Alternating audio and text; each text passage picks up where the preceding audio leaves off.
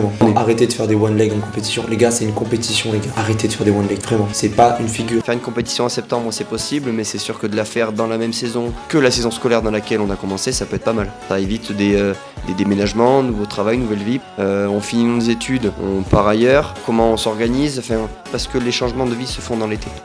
Je t'aime, Samuel. À l'heure actuelle, on sait qu'il n'y a pas assez d'associations de street en France pour pouvoir faire une fédé. Moi, perso, je connais Toolbars à Toulouse et KSA à Montpellier. Avec deux assos, on va pas aller loin pour faire une fédé en fait. Il faudrait des juges qui soient formés par la fédération, des juges fédéraux. Et on évite un maximum les jugements au doigt mouillé. On juge au doigt mouillé. Ah, c'est lui. Alors à Bars, si vous n'êtes pas là, quelqu'un du public prendra votre place. Comment ça, quelqu'un du public prendra ma place? On est où là? C'est la fête ou c'est du gros n'importe quoi? Il y a un pélo des gradins, il passe à ta place? Non mais c'est n'importe quoi. Qu'est-ce qui casse les couilles? T'arrives à une compétition, déjà t'as envie de chier, mec. T'as envie de chier et on te dit c'est où les toilettes? Ben je sais pas, faut chercher. Mais en fait, c'est pas moi qui organise la compétition, bordel de merde! Tu demandes où sont les toilettes, on te dit c'est là. Ouais, mais si j'ai envie de poser un cake, je le pose là à côté du parc. Les gars, chiez-vous dessus en fait. Chiez-vous dessus.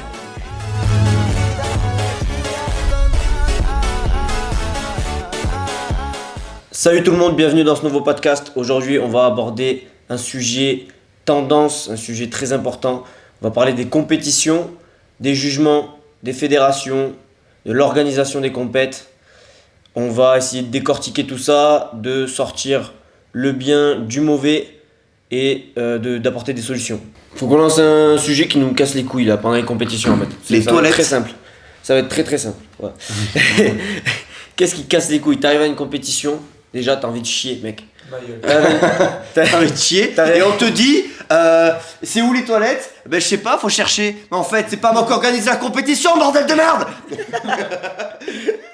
No offense pour ceux qui organisent des compétitions et tout ça.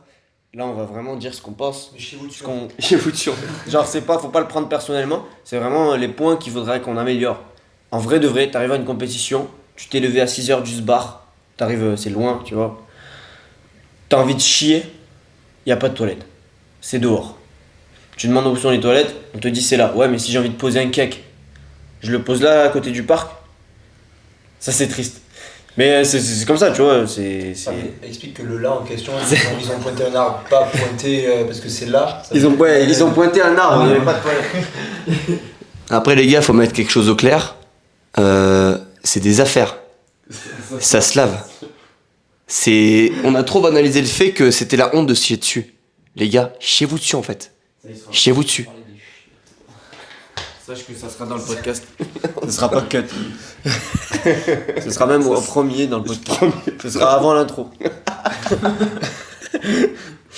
Non, voilà. C'est important en vrai de penser à ça. Ça, c'est un point essentiel pour moi. Je pense que ça fait partie des besoins des athlètes. On peut peut-être le service aux athlètes en fait. réexpliquer le truc parce que c'est impossible que tu dises que tu veux aller poser un cake à côté d'un arbre. Tu vas dire ça? Tu vas laisser ça? Ouais, T'es sûr de toi? Moi je rigole, ça me fait rire. Non mais ouais, je me suis marré. Hein. En fait, moi, pour que je puisse m'exprimer correctement, il faut que je puisse dire de la merde. Voilà. Bah, en vrai, de toute façon, les gens ils vont comprendre, ça m'a Ouais. fait rire. C'est bien. Va chier. Globalement, là on est parti sur un truc précis, les toilettes. Donc ok. Un sujet plus faudrait un peu élargir. Même si on s'est retrouvé d'aller chier dans un PMU, mais ça c'est encore autre chose. Là, le truc c'est, par exemple, on a marqué logistique d'une compète. Quand on arrive dans une compétition, par exemple, là, on est à la veille des championnats de France, on est 2 semaines avant. On a rendez-vous, donc moi je ne fais pas la compète, mais Martin et Julien font la compétition. Ils se retrouvent convoqués un vendredi soir, ou vendredi dans la journée, pour faire la compète. Il y a les qualifs qui sont samedi, un passage qui est dimanche. Est-ce que c'est pas possible de le restructurer? Je crois que le checking est vendredi. Ouais, il y a un checking vendredi pour une compétition qui se passera dimanche avec des qualifs samedi. Est-ce qu'il y a réellement besoin d'un checking vendredi? Est-ce que c'est pas possible? Enfin, en fait, à partir du moment où on est inscrit, est-ce qu'on peut pas recevoir toutes les informations importantes par mail? pour pouvoir organiser ça par la suite? Est-ce qu'il y a vraiment besoin de se voir un jour avant pour venir faire cette compétition, alors qu'en fait, on connaît tous comment ça va se passer? Ça se déroule comme toutes les compétitions, quoi. C'est vraiment, je trouve ça très éprouvant pour un athlète de savoir à l'avance que tu vas devoir passer 3 jours, consacrer 3 jours de ta vie pour une compétition. Genre pour moi, ça pourrait être beaucoup plus court. Ouais, puis mine de rien, c'est de la fatigue qui se rajoute parce que en fait, t'es censé performer le lendemain, Ouais. et là, tu te rajoutes de la fatigue en plus pour pas grand chose au final. Ouais. Un truc que tu pourrais faire le matin même, que ça prend 10 minutes, tu te prends un jour de plus pour la même chose en fait. Et au-delà de ça, c'est pas un sport qui paye, donc tu viens en championnat de France, déjà tu n'es pas sûr de gagner, tu y vas pour faire une compète, ça c'est normal, mais tu loues une chambre d'hôtel.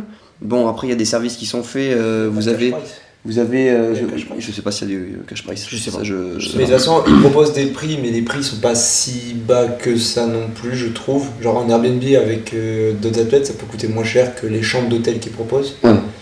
Et donc c'est un prix qui est pas si bas, même si c'est moins cher que l'hôtel en question de base, en plein tarif. C'est un sport, comme on a dit, qui paye pas. Ou même s'il paye que 3 personnes. Genre les 3 premiers, ils payeront pas les autres. Et faire ça, en gros, faire sacrifier à des gens qui doivent travailler 3 journées. En gros, c'est bien de vouloir faire développer le sport et de le structurer de plus en plus, mais je pense qu'il faut aussi le faire avancer à son rythme. Dans le sens où si on n'a pas les moyens ou que les athlètes ont du mal à suivre, tu peux pas faire des compétitions sur plusieurs journées. Ça commence à faire beaucoup.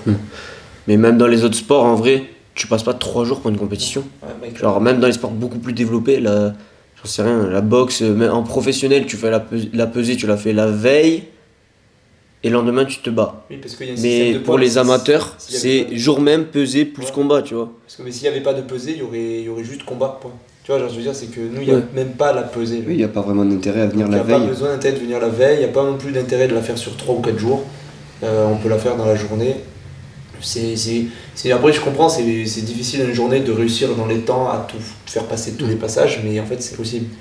Le cas où tu peux faire sur plusieurs journées, c'est quand tu fais à la limite plusieurs catégories ou plusieurs types de compétitions, comme la Sténos par exemple. La Sténos, c'est vrai que là, c'est compliqué de mettre tout sur la même journée. Par exemple, mais au moins, toi, ta catégorie, à Sténos, elle était, et je crois même pas, mais au moins, ta catégorie, je crois, elle est dans la journée. Ouais. Que tu avais une partie. c'était ça, oui. Ah, je sais pas si la Sténos c'était ce que ça. Non, Il y avait non, une parce que qualif. Il y avait une qualif et le lendemain, il passait. Mais C'était ça ils auraient dû faire, en gros, genre chaque catégorie un jour. Comme ça, au moins, chacun, tu vois, toi, t'as ta journée, tu fais ta compète. Et après, si t'as envie de rester pour le reste, tu restes. T'as pas envie, t'as pas envie. Mais faire sur plusieurs jours, et c'est pas bon, quoi. Bah, la qualif, de toute manière, elle devrait pas se faire un autre jour. La vraie qualif, elle se fait en région. Tu fais les régions, tu vas au championnat de France. Si tu refais une qualif, c'est qu'il y a trop de monde. Ah oui. Donc tu prends moins de monde. Donc ça t'évite de perdre du temps à faire des qualifs. Pourquoi les mecs ils montent pour rien? Ah, mais le problème, c'est que tu prends combien du coup? T'en prends 1, 2? Eh ben t'en prends moins, je sais pas. Ou alors si tu fais des qualifs, tu les fais le jour même. Donc oui, ça prend plus de temps, mais oui, il faut se lever un peu plus tôt. Oui, je sais que c'est compliqué à organiser, bien évidemment. Mais faire venir des athlètes la veille pour un truc du lendemain, pour faire des qualifs un samedi et une compétition officielle, la vraie compète le dimanche, bah les gars, ça coûte de l'argent, du temps, comme l'a dit Julien. Et, non, ça marche pas. Je pense qu'on peut faire mieux. On peut au moins lever le vendredi. C'est sûr. Parce que le vendredi, tout est permis. Ouais, c'est vrai. Non mais on travaille, c'est dur, c'est pas tout le monde qui peut se libérer le vendredi. Il n'y a pas que des chômeurs dans le street. Ouais, Merde. ouais, y a Ah, pas que des chômeurs. Il y a Ouais. des chômeurs, il y a beaucoup de Il y en a chômeurs. beaucoup, c'est vrai. Mais voilà, il n'y a pas que ça. Qui travaille ici? Levez la main. Donc, Pourquoi t'as pas levé la main, Martin? Si, oui, parce que c'était pour la blague. parce que c'était la blague, ouais. En plus, Voilà, hein. Toi et Tom, vous retrouvez. Mais tout le monde travaille ici, il y a que toi en fait. Que moi. Non, c'est pas vrai, les écoutez pas, je travaille énormément. Les gars, c'est pas vrai, en plus il a postulé, Julien, il a postulé dans tous les Ouais, basiques je de suis dans la France. recherche d'emploi. Si vous êtes un basic fit dans la région de Euh, Montpellier, donc on a parlé du Julien cherche déroulement, un là, travail. Si vous voulez me donner de l'argent pour rien, d'ailleurs, je prends aussi, Attends, y a pas de parce que là, soucis. c'est mort. Donc infrastructure et logistique. On va partir sur. Est-ce qu'on le fait dedans dehors, je pense déjà pour commencer. Je repars sur l'exemple de la compétition qui est organisée à Lyon la semaine prochaine. Je crois qu'elle est en salle. crois qu'elle est en salle. Ça, c'est très bien. Rendez-vous dans un gymnase, il y a marqué, donc je pense que c'est dans un Si tu as le checking dans le gymnase et qu'après tu fais la compétition dehors, C'est idiot. non, ça va être disons dedans. que l'été est quand même une saison qui s'apprête aux compétitions en extérieur. Oui, Mais alors le facteur à prendre en compte, il y c'est a- le temps. il y a quelque chose qui est. Je pense que pour certaines compétitions, on peut se permettre de dire on le fait dehors. Aujourd'hui, des compétitions départementales, régionales, même si je crois que des départementales, il n'y en a pas en fait. On fait que de la régionale aujourd'hui. Bientôt, on en fera nous. Ouais, il faudrait Après, aussi, en fait, les Attends, compétitions, non, mais les compétitions départementales, ça sera à la limite des petites compétitions dans des petits départements qui sont pas nationales, genre, enfin, qui sont. Si t'as affilié à une ouverts. fédé, tu as une étape qualificative pour les régionales. Ah, tu veux vraiment faire. Attends, on bifurque. Bref, on s'en fout. Attends, on bifurque, on le prendra après. Ouais. Donc, sur des petites compétitions, le fait que ça soit pas fait dedans, c'est compréhensible parce que il y a une question de rentabilité et la possibilité de louer ou d'avoir un gymnase à disposition. Donc c'est plus compliqué. Puis ça veut dire louer un parc, etc. Parce qu'aujourd'hui, dans la Fédé, même si je crois qu'il y a des changements qui se font à partir de l'année prochaine, là on est dans la saison 2024-2025, peut-être que 2025-2026 basculera différemment. Aujourd'hui, on est sur des compétitions format freestyle, il n'y a pas du only statique, c'est que du freestyle. Donc du coup, ça veut dire qu'il faut forcément un parc pour pouvoir faire de l'agilité, plus de la force. On ne peut pas se permettre d'amener des barres, ça ne fonctionnera pas. Et de toute manière, aujourd'hui, il y a de plus en plus d'athlètes qui utilisent les parcs, plus les anneaux, plus pas mal de choses qui font qu'une structure devient obligatoire. Et des bonnes barres, surtout pour la gym. Parce Voilà. que des parcs avec des barres de freestyle de merde, on en a vu beaucoup, et elles sont pas du tout adaptées pour le freestyle. Donc en fait, il faut des bons parcs avec des bonnes barres. Et ça non plus, il n'y en a pas des masses partout en France, des parcs adaptés pour le freestyle en tout cas. Sans compter que pour la J, en fait, si le jour de la compétition il pleut, c'est hyper dangereux.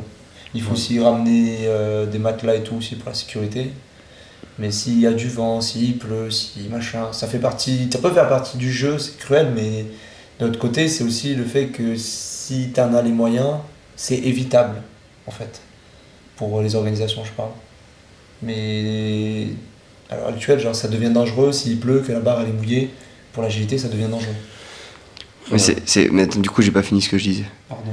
Je disais que il y avait tous ces facteurs-là, il y avait besoin d'un parc, donc du coup compliqué de faire venir un parc dans une salle pour des petites compétitions, mais à partir de compétitions régionales. De toute façon, il y en a deux qui sont importantes en France aujourd'hui, c'est les régionales et les France. Et ces compétitions-là, je pense qu'il serait important de les faire en intérieur. J'ai l'impression que c'est le cas pour les France cette année. L'année dernière, ils étaient dehors. On n'est jamais à l'abri de la pluie, on n'est jamais à l'abri du vent, de la température, donc c'est pas pratique. C'est désagréable de s'entraîner quand il fait froid. Et même si c'est joli, qu'on a plus envie de le faire dehors parce que c'est sympa, je pense que le fait d'avoir une salle, c'est quand même plus pro. Et ça permet de faire les choses plus carrées. Donc c'est important. Et dans une salle en général, il y a ce qui va avec. Il y a des toilettes, il y a un moyen de mettre des stands. Tout est plus simple en fait. Ouais. Quand on est dans un gymnase. Donc c'est, je pense aujourd'hui, un des points qui est important, c'est d'essayer de faire des compétitions plus structurées dans les régions et en finalité nationale. Voilà. Surtout des compétitions qui sont censées être officielles, où le but c'est vraiment la performance, la compétition, le classement des athlètes, et pas un événement du style ISN où c'est un show. Là c'est un show, on est dehors, c'est bien, c'est pas pareil, c'est pas le même objectif. Donc voilà, Steno c'est pareil, Steno c'est une compétition certes, mais c'est aussi un show. Donc on peut se permettre de le faire dehors, mais tout ce qui est officiel, des classements, là on s'en fout un petit peu du show, on s'en fout un petit peu du public, on veut faire de la vraie performance et c'est tout. Je sais pas ce que vous en pensez. Justement, pour faire de la performance, il faut être dans de bonnes conditions, donc avoir accès à des toilettes, avoir accès à ne serait-ce que de l'eau, que pouvoir boire, et avoir accès à une salle où la température est ok, t'as pas froid, t'as pas chaud, t'es à l'abri des intempéries et d'autres choses qui peuvent arriver. Voilà. Après l'organisation, oui, on en a souffert un petit peu à un moment donné au régional, nous. À quel moment, à un moment donné, il fallait qu'on mange. Déjà, il n'y avait aucun endroit pour choper à manger. Genre, si on était, il n'y avait rien, genre. Si, il y avait un petit truc. Il y avait un petit Aldi à côté. Un petit Aldi à côté, ouais, voilà. Mais on savait pas, on attendait les résultats des juges et ça venait pas. On nous disait attendez, ça arrive là maintenant. Ça venait pas. Donc on se dit est-ce qu'on peut aller manger ou pas? non, oui, non. Et au final, on n'a pas mangé, on a attendu longtemps. Et après, ça reprenait, la compétition reprenait. Et on n'a pas. Voilà. Sachant que C'est un peu particulier d'être dans une organisation où tu sais pas ce que tu fais, tu sais pas quand est-ce que tu passes, tu sais pas combien de temps tu dois attendre, si tu peux manger, pas manger. Je pense que c'est évitable si c'est un peu mieux structuré quoi, et un peu mieux cadré. Et dès le matin, on arrive à telle heure, rendez-vous telle heure. Si, comment expliquer? Quand on envoie un mail pour dire arriver à telle heure pour les athlètes, l'organisation se doit d'être à l'heure aussi. Parce que si on te dit tu arrives à 9h30 et qu'à 9h30 quand tu arrives, les choses ne sont pas prêtes, on ne peut pas dire après non, tu as été en retard donc ça ne marche pas. Déjà, je ne comprends pas à partir du moment où tu as été inscrit à la compétition, tu t'es inscrit à la compétition, à partir du moment où il y a de l'argent posé, parce qu'on paye pour s'inscrire, Ça aussi, c'est à quel moment on peut te dire tu ne participes pas si la compétition n'a pas commencé? C'est-à-dire que on te dit arriver à 9h30, compétition, début de la compétition 11h. À quel moment, si j'arrive à 10h30, tu me dis non, tu n'étais pas là pour le checking? C'est quoi cette histoire de checking? Je comprends, c'est important, mais à un moment donné, déjà, si l'organisation n'est pas à l'heure, déjà, il y a pas c'est pas sérieux. Donc on peut pas se permettre de faire des réflexions aux gens s'ils sont pas à l'heure aussi. Et puis pourquoi faire venir des gens à 9h30 si la compétition commence à 11h? J'ai déjà vu. À la Ravenbars, si vous n'êtes pas là à l'heure pour le checking, c'était 3 heures avant, puis ils avaient 1 heure de retard au final, quelqu'un du public prendra votre place. Comment ça, quelqu'un du public prendra ma place? Et j'ai payé. À la rigueur, soit le battle il est annulé, le gars qui est contre moi il gagne, soit vous m'attendez en fait. Il n'y a pas de. Il n'y a pas du quelqu'un du public. Comment ça, quelqu'un du public? À un moment donné, c'est quoi cette histoire? On est où là? C'est la fête ou. Non mais sérieux, on peut pas faire ça. C'est du gros n'importe quoi. À partir du moment où tu as payé, tu vas pas payer pour que quelqu'un d'autre participe à ta place en fait. Après, bien évidemment qu'il faut être à l'heure. Ça enlève pas le fait. On a une compétition, on se doit d'être à l'heure. Ça, c'est irréfutable. On change pas c'est un fait, il faut être à l'heure. Ça, c'est certain. Par contre, il n'y a pas tout ça, c'est des conneries. Il faut arrêter ça. À un moment donné, c'est du gros n'importe quoi. Je pense qu'il faut être un peu plus souple aussi sur ce genre de choses. Imaginons, la compétition, elle est à 10h.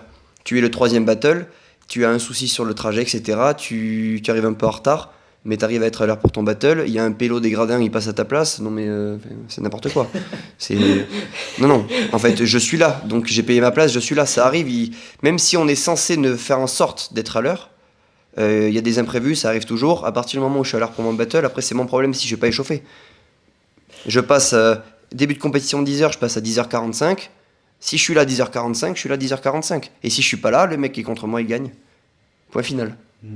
Enfin, je pense que c'est important de faire comme ça. Après, je peux comprendre aussi qu'on le voit pas de cette manière-là parce que y a le côté organisation derrière et qu'il y a ce côté du manque de respect de ne pas être à l'heure. Et je le comprends. J'ai un autre sujet qui m'est venu en tête. C'est le fait que les compètes soient payantes. Est-ce que c'est une bonne chose ou pas? Le street, il n'y a pas beaucoup de monde, donc peut-être que c'est important que ce soit payant pour l'organisation. Et d'un autre côté, je sais qu'il y a des compétitions, je crois que c'est en haltéro, mon collègue de travail qui fait de l'haltérophilie, il me disait que tu payes un espèce d'acompte de, 40 balles. Et si tu te présentes pas à la compète, on te facture les 40 balles. Si tu te présentes à la compète, tu arrives à l'heure, etc., on te les rend. Dans beaucoup de sports, en gros, les compétitions sont payantes. C'est juste que, en gros, tu vas payer une licence. Ah oui. Tu payes une licence à l'année de tant d'euros. Et en fait, qui te permet de participer aux compétitions. Et moi, par exemple, dans la moto, je fais pas de moto, moi. Et je sais que dans la moto, genre, tu peux prendre la licence à l'année. Et tu peux aussi prendre des licences à la course. Tu sais, genre, en gros, tu prends une licence sur une journée. Tu payes la journée pour participer à la course. Et en gros, ça serait bien que ce système soit un peu mis en place en France. Genre, tu payes une licence à l'année à la fédération, tu as le droit de participer à toutes les compétitions officielles de la Fédé du coup, mais il faudrait que du coup que toutes les compétitions qui se passent en France soient officielles, sinon le principe tombe à l'eau en fait. Donc l'intérêt tombe à l'eau. C'est notre sujet. Et après, pour ceux qui l'ont pas, ils peuvent quand même payer une licence à la journée pour pouvoir participer. Mais ce cas après, c'est que il faut que toutes les compétitions soient officielles et aussi que genre pour faire payer quelqu'un, pour moi, il faut qu'il y ait une prestation. La compétition, ça doit pas être un truc fait à l'arrache. Si tu dis que tu fais payer, tu dois pas faire un truc à l'arrache, fait n'importe comment, que tu aurais pu improviser à la dernière minute. On est censé quand même proposer quelque chose, des services de qualité, genre que les athlètes qui ont payé soient quand même reçus convenablement dans une compétition. Je dis pas qu'il faut pour faire des fauteuils massants, mais il faut que ce soit quand même relativement bien fait, quoi. Tu vas pas payer pour qu'on aille te dire on va chier derrière un arbre. Voilà. C'est pas normal ça en fait. Ça c'est vrai. Ça c'est pas normal. C'est vrai. Tu payes et on te dit t'as même pas de toilette. Pour moi ça c'est un truc où tu vas passer une journée à un endroit, une journée entière de 6h du mat jusqu'à peut-être 19h ou 20h, je sais pas, peut-être plutôt aller, mais peu importe, tes besoins naturels en fait ils sont là quoi. On devrait pisser dans les fourrés là où il y a des seringues de clochards qui les craquaient. Franchement, tu fais du street, t'es pieds nus. Tu dois. Moi je suis allé pieds nus, j'étais pas serein. J'aurais dû mettre mes claquettes. Des fois je mettais mes claquettes pour y aller. Mais en mode limite si tu te fais pas piquer par une putain de seringue de craquettes, tu chopes le cancer du sida, frère. Quand tu vas pisser. Le cancer du sida, Le cancer du sida. Martin, qu'est-ce qu'il me raconte c'est drôle. Si, je voulais parler de. C'est pas en France, c'est en Belgique, mais c'était l'organisation de la Barbenders. Ouais. C'était. On était situé. On parlera du paiement après, tant pis. Les athlètes avaient un espace dédié à leur échauffement. Les gens qui venaient voir, c'est un nom, comment on appelle ça ? Le public. Les spectateurs n'avaient pas accès à cet endroit-là, et ça c'était très bien. Il y avait une organisation qui était millimétrée, c'était carré. C'est l'organisation que j'ai. Non, pas l'organisation. La compétition que j'ai trouvée la plus carrée dans l'orga. La Barbenders ? Ouais, Barbenders plus carrée que j'ai faite. Okay. Moi j'étais spectateur, mais tout était carré. Chaque passage était à l'heure, le jugement a été fait correctement dans les temps. Il n'y a pas eu de débordement en termes de temps aberrant. En dessous de 10 minutes, on reste dans les clous, quoi. Donc très bien, tout était bien, température nickel, orga nickel. Il y avait la sécu à l'entrée, il y avait des petits événements en plus pour que le public s'ennuie pas trop autour, il y avait des stands, etc. C'est dans une salle. Tout était très bien. Très bel orga.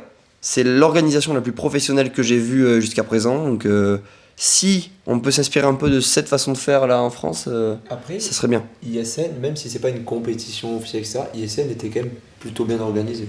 Genre en termes de. Il y avait tout ce qu'il faut quand même pour. Alors le problème c'était au niveau des chaises qui étaient un peu basses par rapport aux barrières, là, tu sais, pour ceux qui étaient en bas là. Mais sinon, globalement, t'avais assez de place assise pour tout le monde. Ça c'était cool quand même parce que c'est un truc genre de pas avoir des gens debout. C'était assez dynamique, il n'y avait pas eu non plus de moments trop longs d'attente entre les moments où la tête se repose un peu, les coupures, quoi, les pauses, et les entractes, du coup, parce que c'était plus un spectacle. Mais du coup, tu n'avais pas trop de temps de pause, c'était assez dynamique, c'était plutôt bien. Après, vu que c'était pas une compétition, c'est assez perturbant de fou ce que tu viens de faire. Vu que c'était pas une compétition, c'était peut-être plus simple d'être carré, j'en sais rien. Mais en tout cas, l'organisation était plutôt pas mal, je trouve, à ISN. Mais c'était en extérieur, par contre. Contrairement à la Barbenders. Oui, mais après, c'était un show.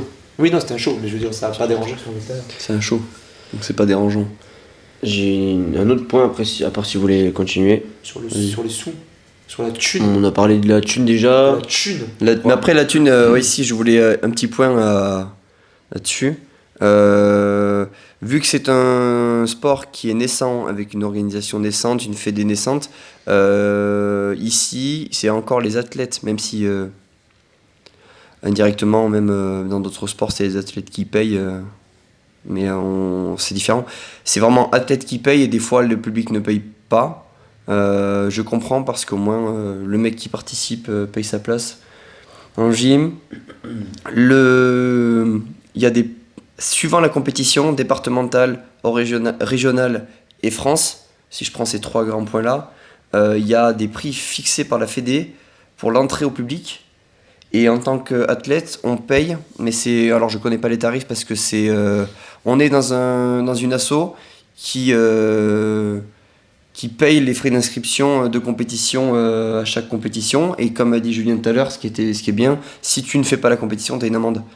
Sauf si tu as... C'est moi qui l'ai dit. C'est toi qui l'as dit mais tu avais dit, Interro, je parle. pour la moto, tu avais parlé de la moto, prendre... Ah oui, c'est de l'essence, ouais. Du coup, si on n'est pas là, sauf si on a comment on appelle ça quand tu allais voir un justificatif médical, qui est un truc carré. Sinon, normalement, tu payes une amende si tu te pointes pas à la compète, quoi. Et ça, je trouve ça bien. Ça oblige les gens à venir, tu t'inscris, tu le fais. Il y a une organisation qui a été faite derrière pour toi, donc c'est une question de respect de se pointer.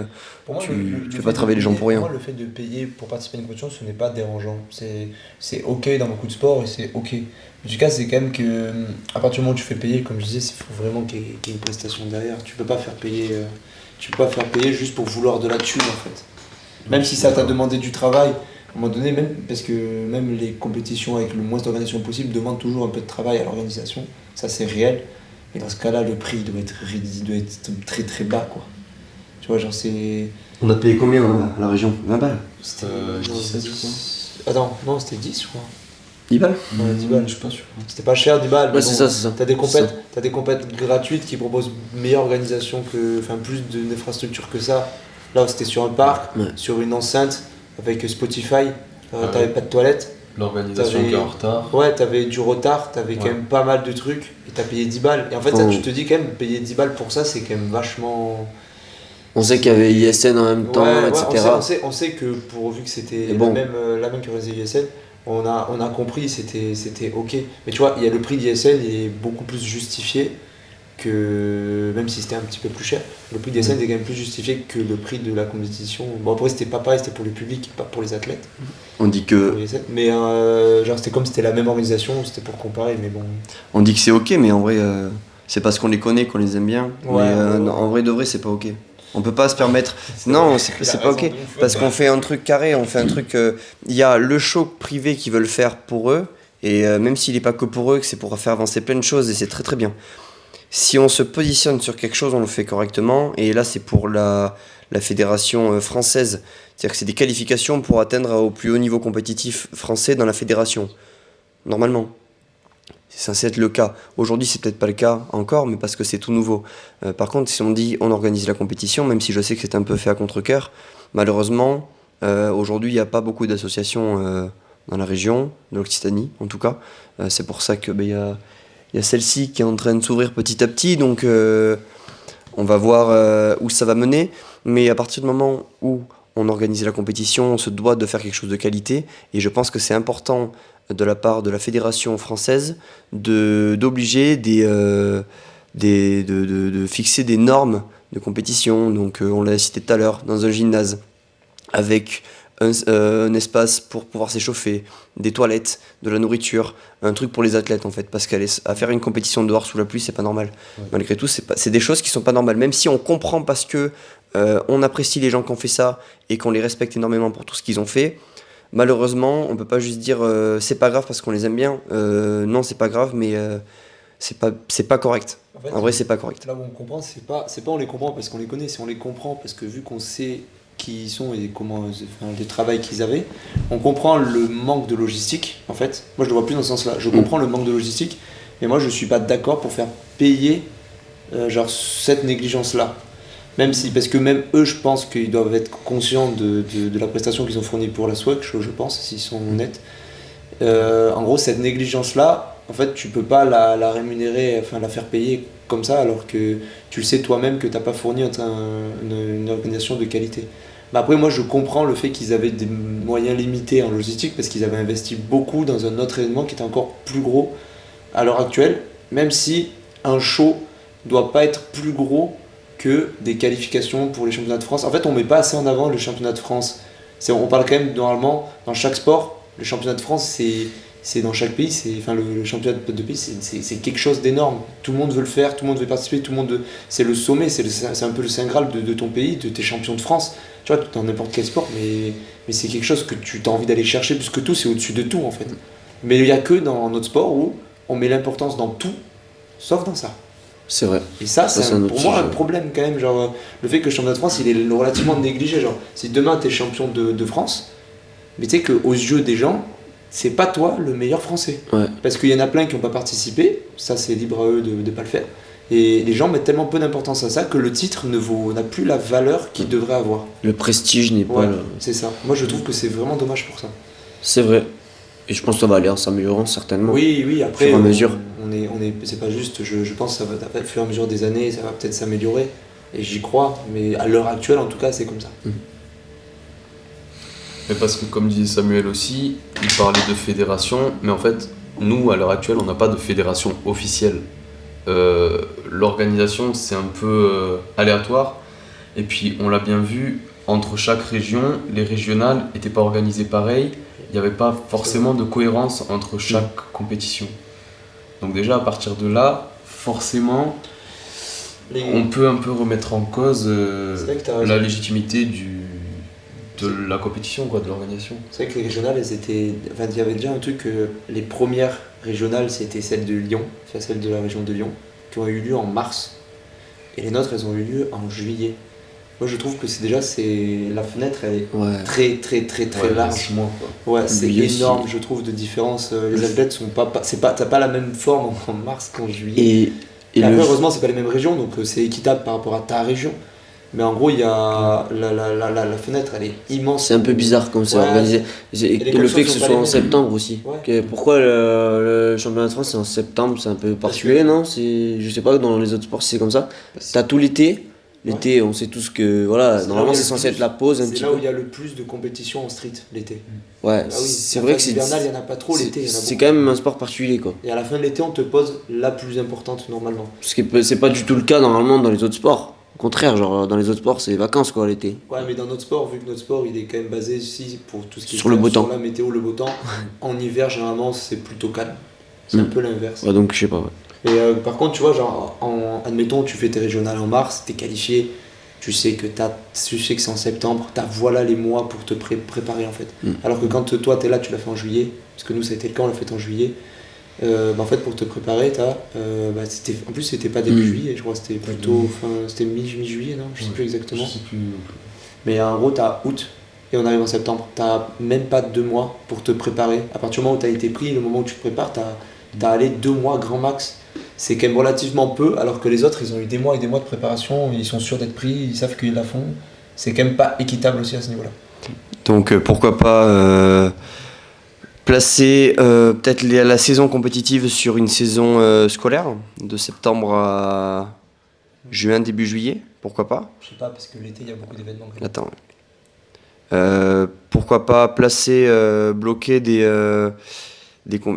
dates pour les compétitions. Donc aujourd'hui on n'a pas des départementales, mais se dire que les régionales se feraient entre janvier et mars par exemple. Donc caler un temps à donner, c'est-à-dire que telle région, vous avez de telle date à telle date pour organiser vos compétitions. Sinon, cette région ne participera pas au championnat de France. Sachant que si ce qu'on a évoqué avant, le fait de le faire dans un gymnase, etc., se fait, il y aura du chauffage, donc il n'y aura pas de problème de température. Et si on veut créer un truc officiel, on s'en tamponne de ce qui se passe l'été, parce que c'est non officiel. Donc on fait une fédération, on fait une saison compétitive de telle date à telle date, et après ce qui se passe ailleurs, c'est du loisir, donc on fait ce qu'on veut ailleurs. Mais c'est du non officiel. Donc si tu veux le faire, tu le fais. Si tu veux pas le faire, tu le fais pas. En tout cas, si on a une saison complète pour organiser les choses, ça permet de savoir quand est-ce que tu reprends, quand est-ce que tu t'entraînes. Si on veut faire une programmation pour les compétitions, on se dit ma compétition elle est là. Même en début de saison, on n'a pas la date, mais on sait qu'elle sera entre janvier et mars. Donc on peut programmer notre compétition à l'avance en fait dans notre entraînement. Et on sait que les France seraient entre mi-juin et mi-juillet. On peut aller tirer jusqu'à mi-juillet s'il le faut. Parce que, dernier truc, après je vous laisse. Si on est étudiant, on finit nos études, on part ailleurs, comment on s'organise? Enfin, faire une compétition en septembre, c'est possible, mais c'est sûr que de la faire dans la même saison que la saison scolaire dans laquelle on a commencé, ça peut être pas mal. c'est vachement mieux. Ça évite des déménagements, nouveau travail, nouvelle vie, parce que les changements de vie se font dans l'été. Donc c'est important, je pense aujourd'hui, de le faire de cette manière-là. Je t'aime, Samuel. Tu sais que c'est une très bonne idée, ça, par contre. Et voilà, oui, voilà, c'est ce que je pensais. J'arrivais pas à le placer sur. Non, il En fait, ça serait a logique. répondu à ma problématique, clairement. Le sport Genre, c'est une deviendrait dingue. déjà beaucoup plus professionnel juste par ce principe-là.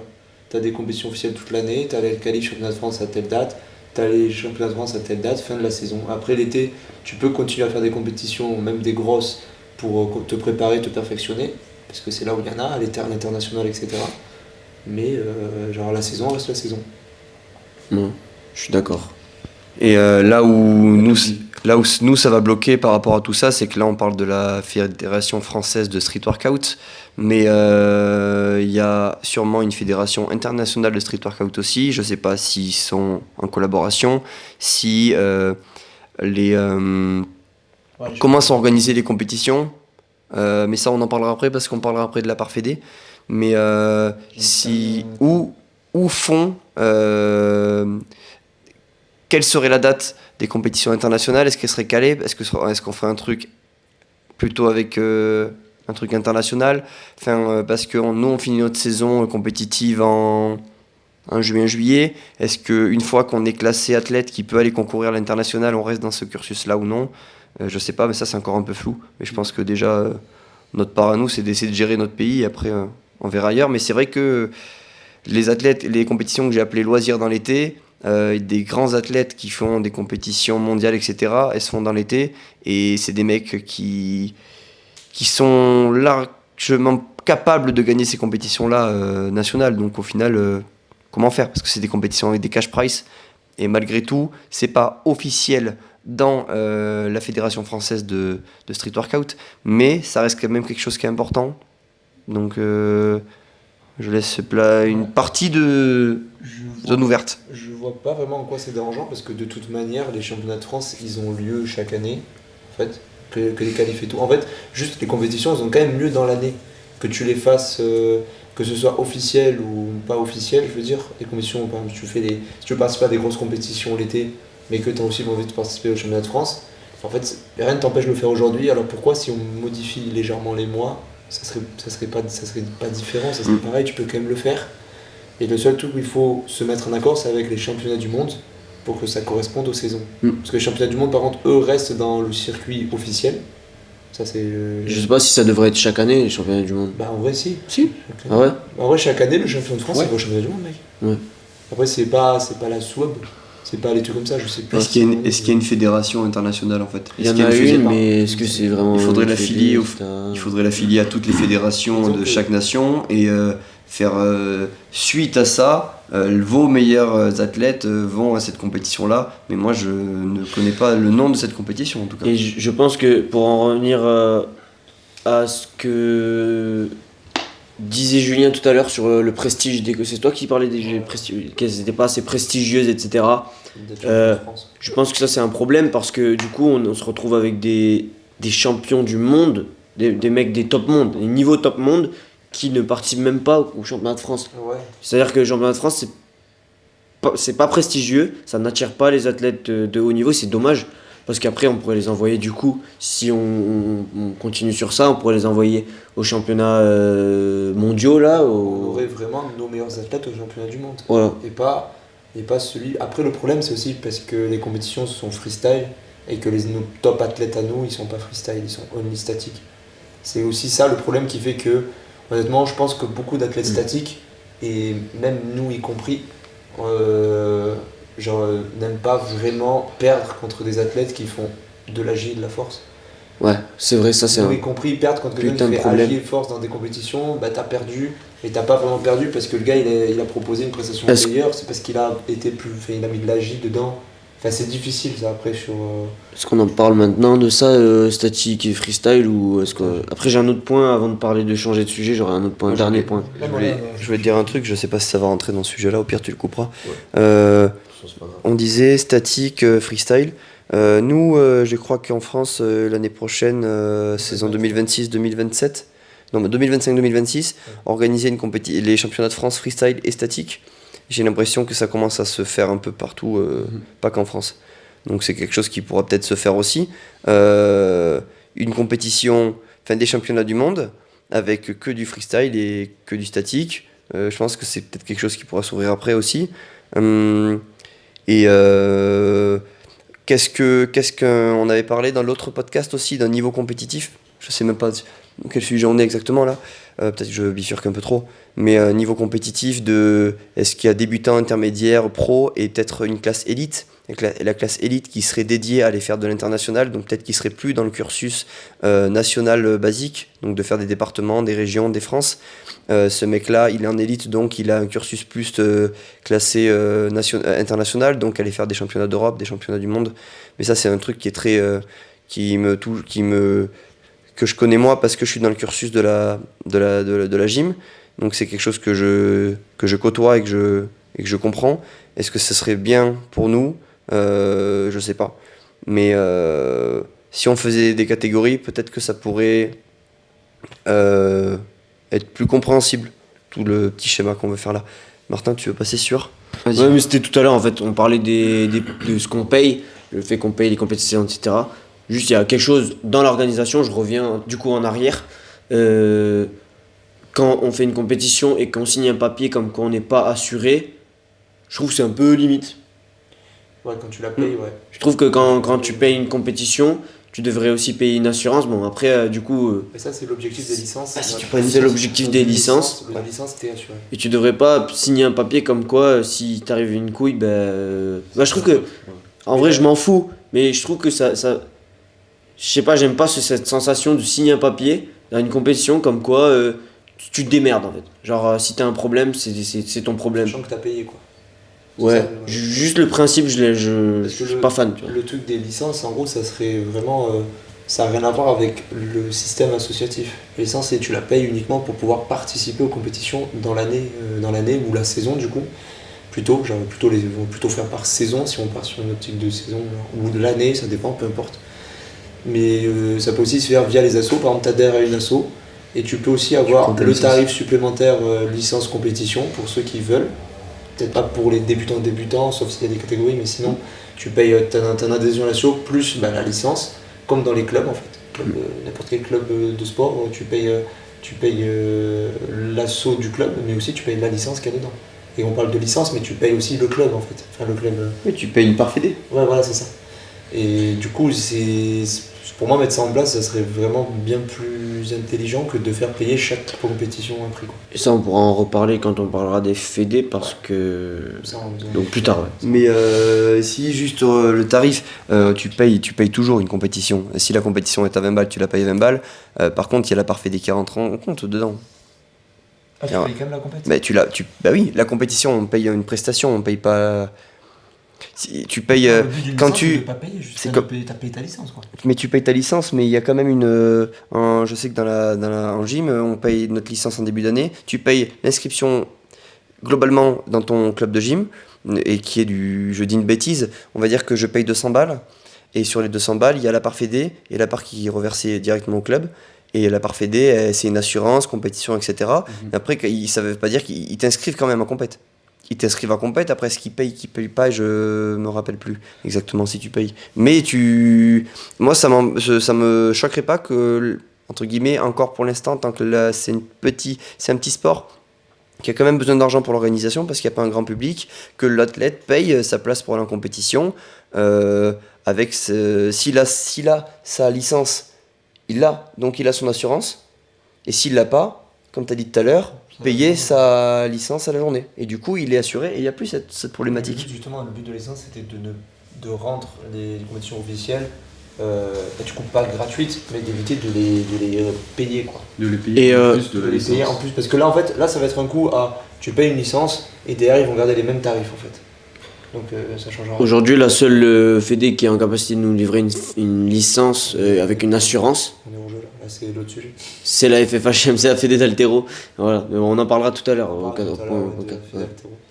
Même tu peux payer une licence journalière pour avoir ton assurance que le jour J. Parce qu'honnêtement, si je paye une licence à l'année à un certain prix et qu'on me dit qu'après les compétitions seront quand même payantes, en fait, je la prendrai pas. je la prendrai à la journée parce qu'il y a moyen que ce soit plus. Enfin, tu vois, Ouais. ce sera mal foutu le truc. C'est pour ça qu'en vrai, le but de la licence, ce n'est pas de continuer à faire payer les compètes parce que le prix de certaines compétitions n'est pas élevé non plus. Genre, c'est pas non plus, on paye pas, à part celle de Lausanne, mais c'est en Suisse. Mais celle de. Mais c'est pas national du coup. Oui, voilà. Mais par contre, en France, en France, les prix des compétitions, des entrées de compétition n'est pas non plus relativement cher. Ça veut dire que si tu payes une licence, je pense pas que les organisateurs, les organisations se disent ah bah non, on va baisser le prix, on va pas baisser le prix, ça c'est faux complet. Le but de la licence, c'est justement que ils ont de l'argent de la Fédé pour organiser leur compétition. Voilà. Yeah. On passe au deuxième sujet, Et non des moindres. et non des moindres. Parce que là, il y a des Ça, têtes qui vont répétez. tomber. Peu importe. Il y a des têtes qui vont tomber. On était où là? On était là déjà. Alors pour finir ce point, n'hésitez pas, si vous avez des idées, si vous avez des suggestions concernant tout ce qu'on a abordé, concernant l'organisation des compétitions, la logistique, les infrastructures, etc. N'hésitez pas à nous faire part de votre avis aussi en commentaire. C'est intéressant, on n'a certainement pas tout abordé. Et c'est ensemble on travaille ensemble pour améliorer notre sport. Voilà. Et puis si vous voulez passer dans un prochain podcast, les gars, n'hésitez pas. On peut carrément faire un podcast avec vous. Si vous avez des choses à dire, on est ouvert. Vraiment, tout le monde. Peu importe votre niveau, votre âge et votre sexe, tout est intéressant. Tout point de vue est intéressant. Et on passe directement au deuxième sujet, les gars. On va parler des jugements, des barèmes, temps de passage, freestyle, statique, les catégories et la qualité de nos juges. Et on va commencer par ça. Ça, c'est un point c'est un point qui nous énerve à tous. Oui. Voilà. Et qui nous révolte. Oui. Voilà. On y en a marre. Tu veux quoi, passe-partout. Il y a eu des débuts de compétition. Là, on est sur jugement. Il y a une histoire de barème. Donc, il y a eu des compètes où le barème n'a pas été donné déjà. Il y a des compétitions où le barème n'a pas été donné. Il n'a pas été donné. Et si on ne le demande pas, il n'est pas donné. Et il y a des régions où si le barème, enfin même le barème demandé, ça a été refusé. Donc moi. Donc toi qui organises la compétition, explique-moi comment je me prépare pour la compétition si je ne sais pas sur quoi je vais être jugé. Ou alors les barèmes, des fois le barème est donné, mais il n'est pas non plus très clair. C'est un peu flou, tu sais pas trop. Et ça peut arriver aussi. C'est une dinguerie. En vrai, normalement, dans les autres C'est sports, grave. alors tu vois le barème. Genre, En vrai, c'est Les- grave de les- ouf. Ouais, c'est archi grave. tu fais une fédération, normalement c'est censé être carré comme en Corée, Ça tu cut. comme dans Minecraft. Cut. On arrête pas vraiment. On arrête carrément la vidéo. Là. On arrête, bon on arrête. 1h30 de rush et que de la merde. Une heure et demie de Non. Non mais Bon, déjà, les barèmes se doivent d'être expliqués et donnés aux athlètes en temps et en heure. Quand je dis en temps et en heure, c'est à l'annonce de la c'est à compétition. Début- l'annonce de la compétition. Non. Parce Non. que Début de saison, mec. Tu fais une saison compétitive, t'as le barème à la Mais début. là- début. là- Ouais. Oui, mais là, si on parle, Même avant l'annonce là, de on la parle compétition. médias, là, si on parle à l'heure actuelle, au moins à l'annonce de la compétition, tu donnes le barème aux athlètes. Oui. Pour l'instant. Oui. Avec- Pour la situation dans laquelle on est aujourd'hui, il faudrait faire un barème. Mais ça qui coûterait rien de le l'annonce- faire avant, en début de saison non plus. Oui. Non, ça coûte C'est rien, la Fédé mais en bon. plus. La Fédé, c'est qu'une fois que les championnats de France sont terminés, ils ont le break du 2 mois pour essayer de modifier les choses qui sont à modifier. En septembre, le barème il Et sort. ne pas aussi changer le barème en cours de compétition, parce que c'est déjà aussi arrivé. Oui. Et, Oui. et une fois que. C'est ça qui pourrait être bien. C'est tu payes ta licence. T'as ton barème. Tu payes ta part Fédé. Donc tu as enregistré. Donc tu as un mail que tu as donné. Et tu reçois par mail ton. Ils savent que tu fais partie du truc. Et ils envoient à tout le monde en fait. Donc comme ça, tu reçois ton barème en début d'année. Tu sais sur quoi tu vas être jugé et ça part. On gagne du temps. Ça évite d'envoyer des trucs sur Instagram. Depuis quand c'est pro Instagram? Instagram, c'est un réseau social.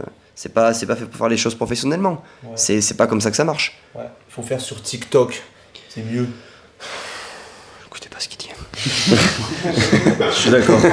Non, c'est. On va faire des groupes Snapchat pour les compétitions, les gars. Ah, mais c'est. Et ouais. dans la même logique, du coup, il faudrait des juges qui soient formés par la fédération, des juges fédéraux, avec une formation fédérale Ouais. et une formation, voilà, des juges qualifiés. Et on évite un maximum les jugements au doigt mouillé. Il fallait que je le sorte parce que c'est quand même, j'aime bien cette expression. On juge au doigt mouillé. Ah, c'est lui. Ça me fait rire. Mais ouais, on essaie d'éviter un maximum ces situations un peu délicates. C'est vrai, ouais. Après, je sais pas comment est-ce que ça devrait se passer. Par exemple, quand on demande au juge de justifier, est-ce qu'on a le droit de demander au juge de justifier leur choix ou pas dans les autres sports? Est-ce que c'est une bonne chose? Est-ce qu'on a le droit d'avoir le retour des juges? Avec la limite du raisonnable. Parce que sinon, tout le monde va aller demander une justification, tout le monde va faire une contestation, après ça va être le bazar. Donc en fait, si on permet ça, ça va être un bazar monstrueux. Par contre, quand c'est vraiment un gros n'importe quoi, ça peut se faire. Soit tu le fais, bon après ce serait sur des grosses compètes, tu peux le faire. Moi je suis trop biaisé par le monde de la gym, mais en gym c'est le coach qui va voir déjà, et encore c'est pas à chaque fois. Dans les grosses compétitions internationales, c'est payant. Si tu veux contester quelque chose, qu'on revoie la note, etc., il faut que ça soit. En fait, tu payes en fait pour ça. Donc si t'y vas pas juste pour embêter en fait. T'y vas parce que c'est sérieux et que tu sais qu'il y a eu un problème. Il y a un réel problème. Peut-être aussi quelque chose qui pourrait être professionnaliser le truc, qu'il y ait une caméra qui filme constamment les passages, mais pas un pélo qui est dans les gradins. C'est vraiment il y a une caméra qui est là pour ça. Donc soit on paye quelqu'un qui vient faire ça, soit on met une caméra fixe, soit ça fait partie de l'organisation. Vous faites ça comme vous voulez les gars, mais une cam qui filme l'athlète pour qu'on ait les choses, on ait une trace de ce qui s'est passé, qu'on ait le nombre de répétitions, etc. Enfin bref, et une trace écrite. Un jugement, ça se note, on regarde pas juste comment ça se passe, et ça évitera le jugement au doigt mouillé, comme a dit Martin. Ça pourra rendre des choses plus carrées déjà. Et ça évitera les contestations. Ouais. Ça évitera ça. Ça c'est sur les barèmes. Il y a des gros problèmes sur quand même les juges. Il y en a beaucoup qui ont, j'ai l'impression, peut-être pas d'expérience, ou très peu, ou pas de connaissance de certaines figures, pas la valeur des difficultés des figures. Et ça représente quand même un problème. Genre, tu peux pas voter pour un mec qui a fait des figures que tu trouves jolies. On est dans un sport quand même où c'est pas la beauté qui compte. Ça peut être un des critères dans le barème, mais en fait, il faut aussi avoir conscience de la difficulté de chaque figure et de leur exécution pour pouvoir juger convenablement, quoi. Qualification des juges en fait. Qualification des juges, et on parlait tout à l'heure de former des juges, importance de peut-être former 3 juges par région. 3 juges pourquoi? Parce que pour l'instant on est sur un barème qui est de push, pull, combo, si je dis pas de bêtises. Donc les 3 juges sont jugés sont formés sur les 3 de toute manière. Parce que oui, là je parle du statique, parce qu'après il y a aussi la partie freestyle, donc push, pull ou statique, combo, agi, on va dire, parce que là je dis du coup des bêtises. Ouais. Si on part sur du freestyle, statique, combo, agi, les 3 juges sont bons sur les 3. C'est pas moi je suis bon en planche donc je juge les planches. Ça marche pas en fait. Dans le monde réel ça marche pas. C'est vraiment tu es formé à faire ça. Après bien évidemment si tu préfères faire ça tu fais ce que tu veux. Ça c'est l'organisation de la compétition qui fait. Par contre tu te formes pour tout, pour être capable de tout juger. Donc ces mecs là sont les référents de la région. Ils sont juges. Ils sont convoqués pour juger cette compétition et du coup il y aura forcément un truc qui sera carré. Et quand on parle de formation, on parle pas forcément de niveau. Ça c'est important de le dire, c'est pas parce que ça on l'avait déjà dit, mais c'est pas parce que quelqu'un est nul, pas très compétent dans un domaine qu'il ne peut pas bien juger, et inversement. Ça je pense qu'il faut l'oublier carrément, genre cette idée-là. Là quand on parle de qualification, c'est vraiment apprendre quand même toutes les figures, avoir la connaissance des niveaux de chaque figure, que ce soit en freestyle ou en force, et de savoir quand même d'avoir au moins un regard un peu plus objectif sur les passages et les runs des athlètes, quoi. Et qu'on ait une confiance en nos juges, quoi, dans l'idée qu'on ait le juge c'est quelque chose, être un juge ça doit être prestigieux pour moi, c'est une autorité, un juge. Oui, c'est un prestige d'être juge, et on devrait avoir confiance au juge et pas justement douter à chaque décision du juge de la légitimité de ce qu'il a dit. Pour moi, un juge, on ne devrait pas remettre le moins possible sa parole en question. Et pour ça, il faut avoir confiance en nos juges. Et pour ça, il faut avoir des juges compétents. Déjà avec et formés. Avec des juges qualifiés, tu sais que tu auras moins tendance à aller le voir pour lui dire « Ouais, genre, moi je suis pas d'accord, etc. » Parce que tu sais que le mec, il est qualifié tu sais qu'il juge très bien, tu l'as déjà vu sur des compétitions jugées, tu sais que lui il sera objectif quoi qu'il arrive, donc quand tu perds, tu remets pas sa parole en doute, tu dis, dans ta tête, tu es convaincu qu'il a raison, parce qu'en fait, ce mec, il est fait pour ça. Et du coup, ça enlèverait du coup une certaine partie de contestation, parce que à l'heure actuelle, il peut y en avoir pas mal des contestations, ou des gens qui sont pas d'accord avec le jugement. Je pense qu'il y en a beaucoup qui sont pas d'accord avec certains jugements. Et en fait, le manque de professionnalisme des juges est aussi en partie responsable de ça. C'est pas juste les athlètes sont râleurs. Oui, les athlètes sont râleurs. Oui, il y aura des gens qui râleront tout le temps, qui ne seront pas d'accord. Ça, c'est dans tous les sports, c'est comme ça. Mais si tu fais les choses les plus professionnelles possibles, tu limiteras déjà le nombre de personnes qui contesteront les décisions. Ça, c'est sûr. On voulait parler aussi du barème. Est-ce qu'il faut garder celui-ci? Est-ce qu'il faut le changer? Les temps de passage, est-ce qu'on les garde? Est-ce qu'on les modifie? Est-ce qu'on reste sur 2 rounds? Est-ce qu'on passe pas sur 3? Est-ce qu'on passe pas sur 1? Comment on voit les choses? Juger les qualifs comme le passage en... Comment on appelle ça? En battle. Moi je sais qu'à la région on nous a dit la qualif ne sera pas jugée de la même manière que le battle. Normalement si c'est le même barème, si. Donc ça je pense qu'on devrait plus l'entendre aussi normalement. Est-ce que à un moment donné, vu la tête de nos athlètes de haut niveau, parce qu'il y a des mecs qui commencent à être très très forts, est-ce qu'on garde le même temps de passage? Est-ce qu'on ne l'augmente pas? C'est des questions qu'on se pose. On en a parlé hors cam tous ensemble déjà plusieurs fois. Parce que est-ce que le volume va prôner sur le long terme? En fait, en athlète, est-ce que le système actuel de notation permet vraiment de mettre en valeur la performance de la personne? Parce qu'il y a des gens qui sont très forts sur du volume. Il y en a d'autres qui seront très forts sur d'autres choses qui font que, suivant le temps de passage, on se retrouve sur certaines personnes qui sont plus avantagées que d'autres. Est-ce qu'on peut pas aussi faire peut-être un format où il y a toujours ce format 2 fois 45 secondes à 1 minute et un autre format où c'est, on en a parlé l'autre jour, c'est libre.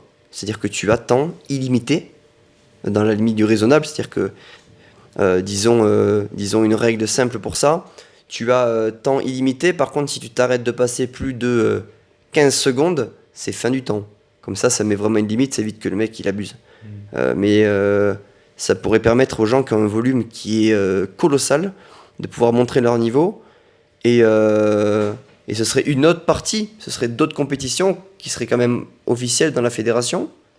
Juste comme au parcours, il n'y a pas que un style. Il y a, si je dis pas de bêtises, hein, il y a des compétitions sur telle chose, il y a une compétition sur ça et sur autre chose. Je connais pas les termes, je crois que Martin tu les connais. Si tu veux. Chase tag, c'est non, je connais pas trop. Je sais qu'il y a le chase tag, c'est le jeu du chat et la souris là. Ils se courent après, etc. Ça n'a rien à voir avec le tricking, je crois, hein, je ne connais pas. Mais tricking, c'est juste des figures aériennes, par exemple. Et après, en fait, ton truc qui est intéressant, si jamais, là, comme tu as dit, on fait des catégories. Si on fait des catégories, par exemple, tu as une catégorie élite, bah là, tu peux mettre un temps plus long vu nos athlètes. Par contre, si tu es dans une catégorie débutant amateur, le temps, il doit faire du 2x30, c'est très très bien pour des amateurs. Oui, bien sûr. En gros, il y aura surtout un système de catégories, parce qu'il y en a à faire un combo de 45 secondes, parce que la plupart des compétitions à l'heure actuelle, c'est du 2x45. Il y a des athlètes, 2x45 secondes, c'est pas possible. Ils peuvent pas. Ils peuvent pas, enfin ils vont faire des coupures au milieu des combos parce qu'ils sont pas capables ils sont très très limités. Et ça après c'est normal, parce que quand tu es à un niveau qui est bas, tu peux peut-être pas faire le même schéma que des gens qui font des compètes depuis pas mal de temps ou qui s'entraînent depuis pas mal d'années. Donc c'est tout à fait normal. Mais garder le 2x45 pour tous les niveaux, je pense pas que ce soit opti. Par contre le 2x45 est un format dont tout le monde a l'habitude et tout le monde s'est un peu référencé là-dessus. Quand tu te prépares en compète, tu sais que c'est du 2x45. Tu sais que c'est du 2x45 et en fait, tu es un peu conditionné dans je dois faire des combos de 45 secondes.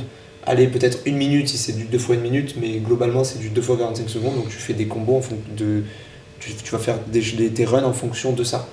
Et alors que si tu commences à changer, à tester, tu vas perturber un peu tous les athlètes parce que pour trouver le bon timage, je sais pas si ça se dit pas, mais c'est pas grave, vous avez compris.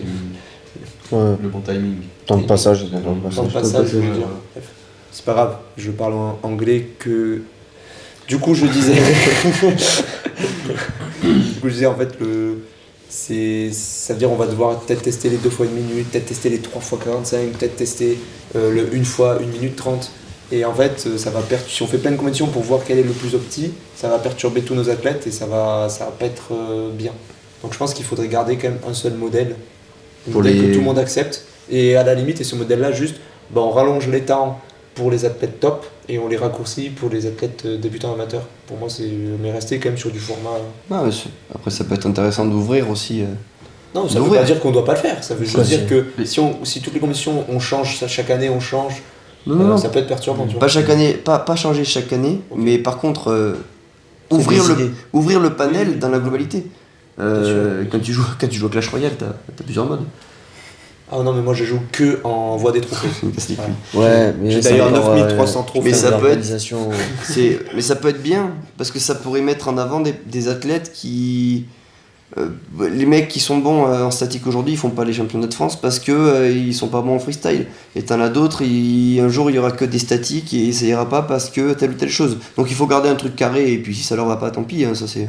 Moi je suis totalement pour ça, mais je me dis que ça peut être cool aussi d'ouvrir un peu tout ça, parce que qui dit plus d'événements dit qu'on paye, donc ça veut dire que ça ramène de l'argent à la Fédé, donc ça veut dire que ça peut leur permettre de proposer plus de projets, etc. Donc au final c'est juste cool en fait, parce qu'on peut avoir plus de choix, on peut faire plus de choses, ça ouvre le sport et ça peut être cool, donc pourquoi pas. En fait, moi je vois aussi le côté de en fait si on fait des formats différents, il y a des sportifs qui vont aussi ne plus partir que dans ce schéma-là. Et en fait, non, mais c'est pas ça, c'est qu'à l'heure actuelle, on n'a pas besoin et on ne doit pas, pour l'instant, à mon sens, en tout cas, diviser la discipline. On doit plus être dans le fait la diversité, c'est bien, mais il faut aussi qu'on soit le nombre pour diversifier. En gros, diversifier quand t'as 100 000 personnes qui pratiquent, c'est pas pareil que diversifier si t'en as 10 000. C'est que là, si on divise les compètes, par exemple, si tu fais une compète, déjà on a divisé le freestyle et le statique. Voilà, c'est pas mauvais en soi, mais c'est juste que du coup maintenant, quand il y a une compétition freestyle, les statiques ils y vont pas. En fait, si derrière dans le statique on modifie les compétitions, encore une fois on redivise, et en fait il y aura des gens du statique qui vont dire moi ce format là je le fais pas. Et en fait tu vas rediviser les compétitions et au final il y aura jamais. Ça va pas être vraiment représentatif à chaque fois. Là la demande, c'est quoi la demande aujourd'hui? On peut avoir des idées, etc. C'est bien, tu vois, il y a plein de choses à faire. Mais là, le peuple réclame 2 catégories, une freestyle, une statique. Oui, ça, c'est sûr. Ça c'est même pas une option, c'est ce que veulent les gens, si tu veux les garder. Et c'est ce qu'on voit, c'est la tendance actuelle. C'est les gens, ils veulent faire du statique. Ils en ont marre d'aller dans des compétitions freestyle et de faire du only statique dans une compétition freestyle avec des barèmes freestyle, alors qu'ils en ont rien à cirer du freestyle, ils veulent faire du statique.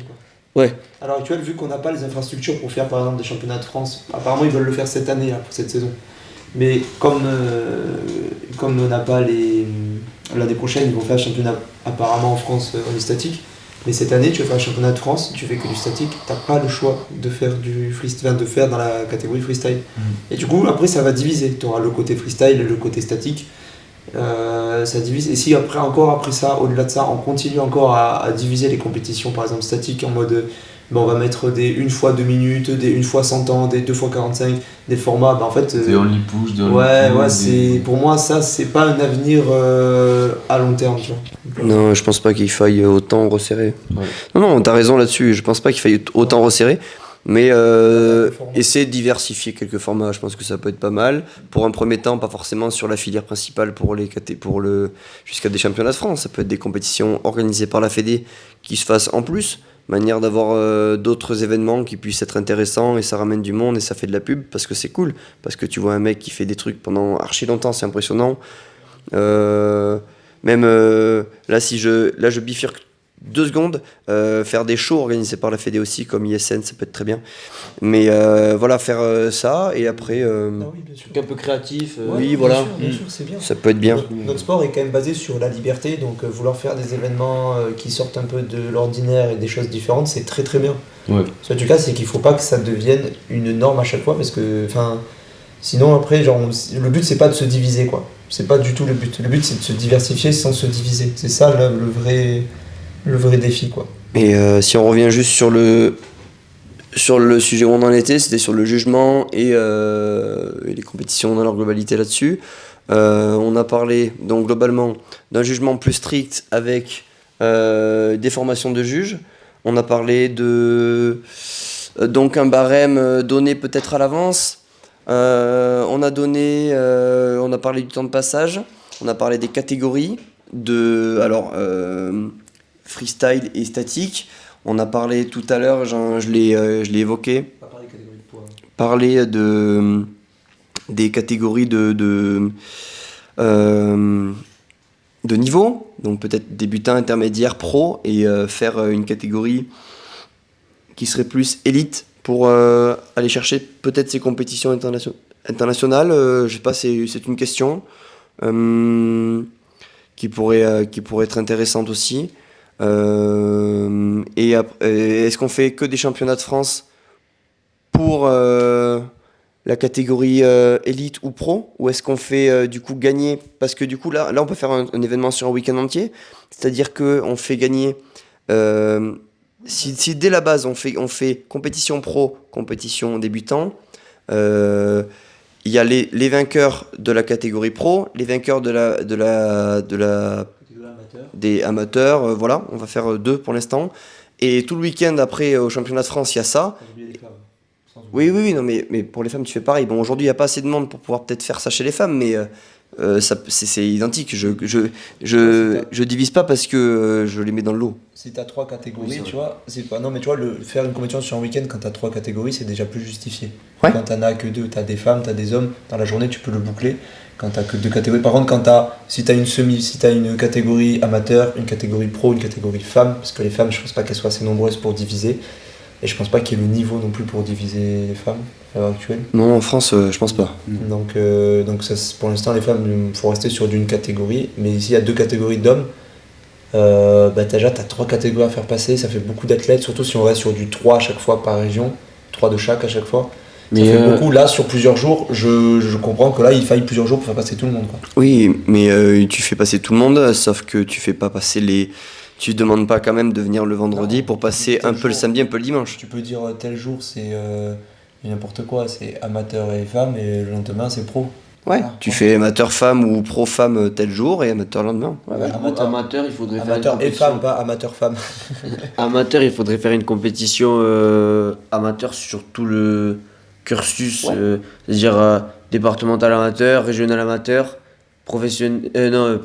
national amateur. Et pareil pour les pros du coup. Ou je sais pas comment ça marche. Mais tu l'organises le même jour.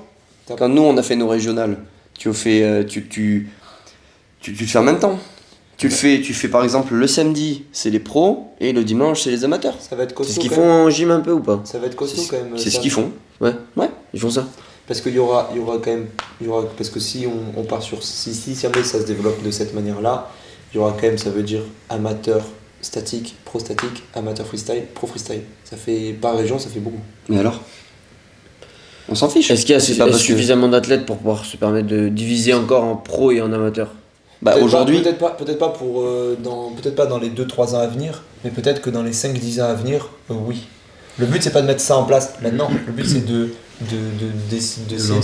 lancer des idées pour qu'on puisse mettre des choses en place dans les années à venir. Aujourd'hui Sur long terme quand même. Aujourd'hui en France, en freestyle, je pense pas que par région on ait assez de monde pour pouvoir vraiment différencier du débutant et du pro, parce qu'après il y a des mecs qui sont débutants, mais c'est-à-dire que le mec qui vient faire une compétition, il sait faire une tuck planche et un demi-tour sur la barre fixe, c'est pas débutant en fait, c'est que tu sais pas faire ce sport encore, t'es plus qu'un débutant.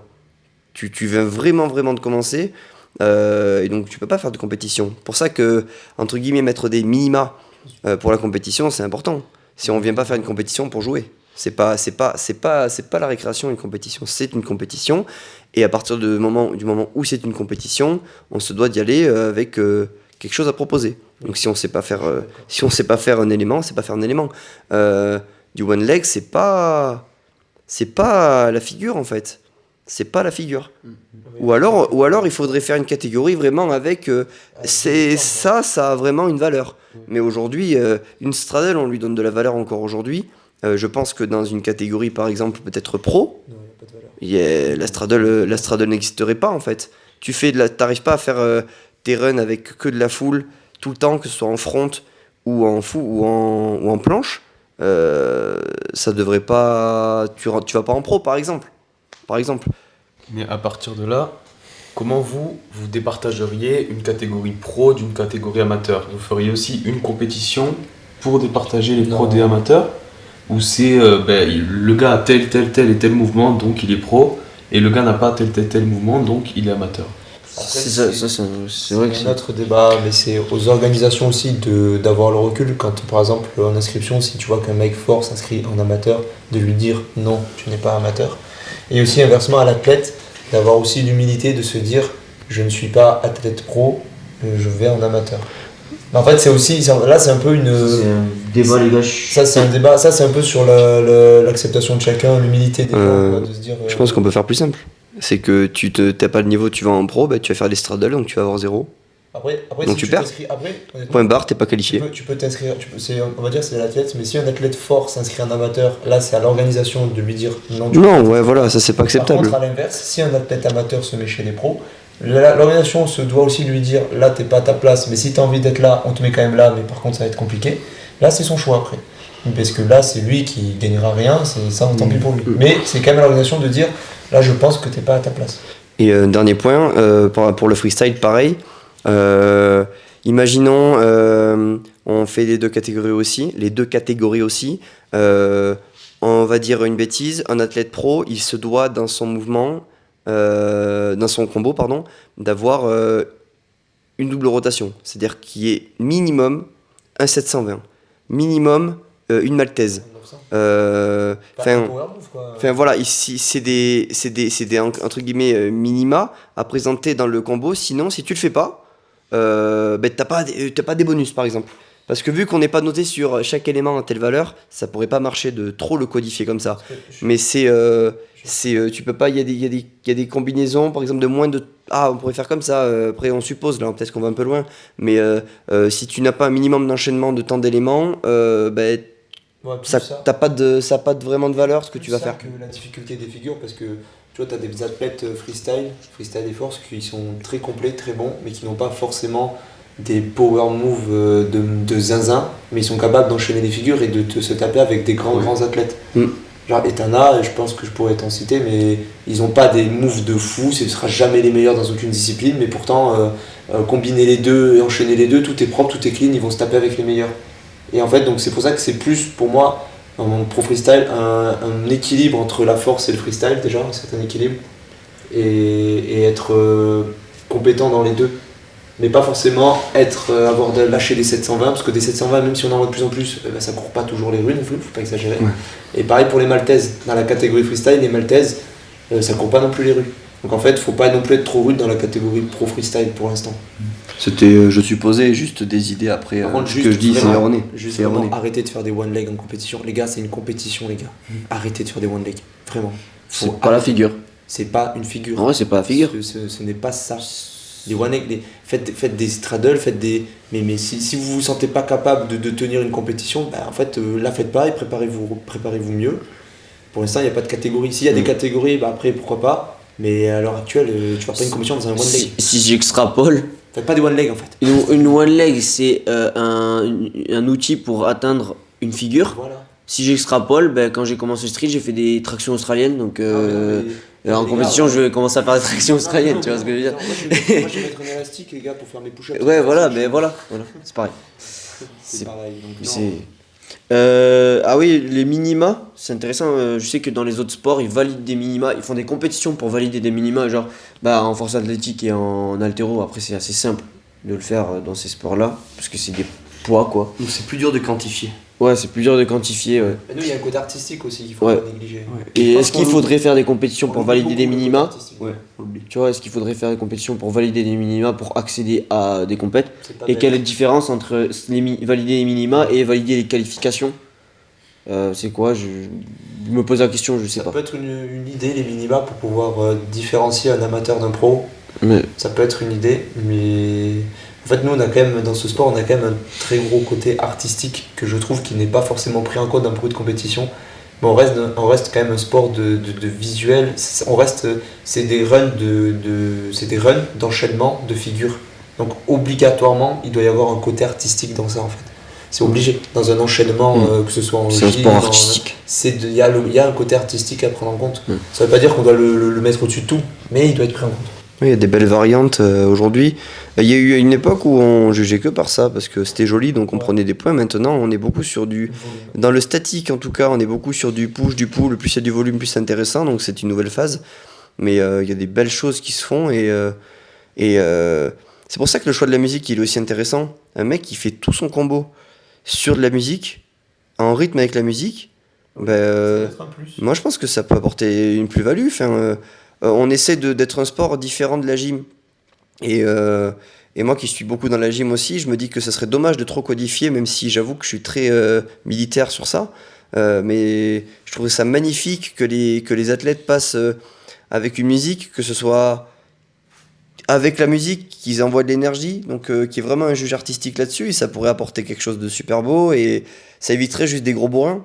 C'est très bien d'être un gros bourrin, mais si t'as pas l'artistique, ça te fait des choses en moins, et le mec qui est artistique, lui, ça lui permet peut-être d'aller te chercher sur une notation, et ça peut essayer d'ouvrir le champ des possibles, et ça évite de dire, moi je suis plus lourd, je suis un peu moins fort, je suis un peu moins rapide, un peu moins explosif, donc du coup je pourrais jamais aller le chercher.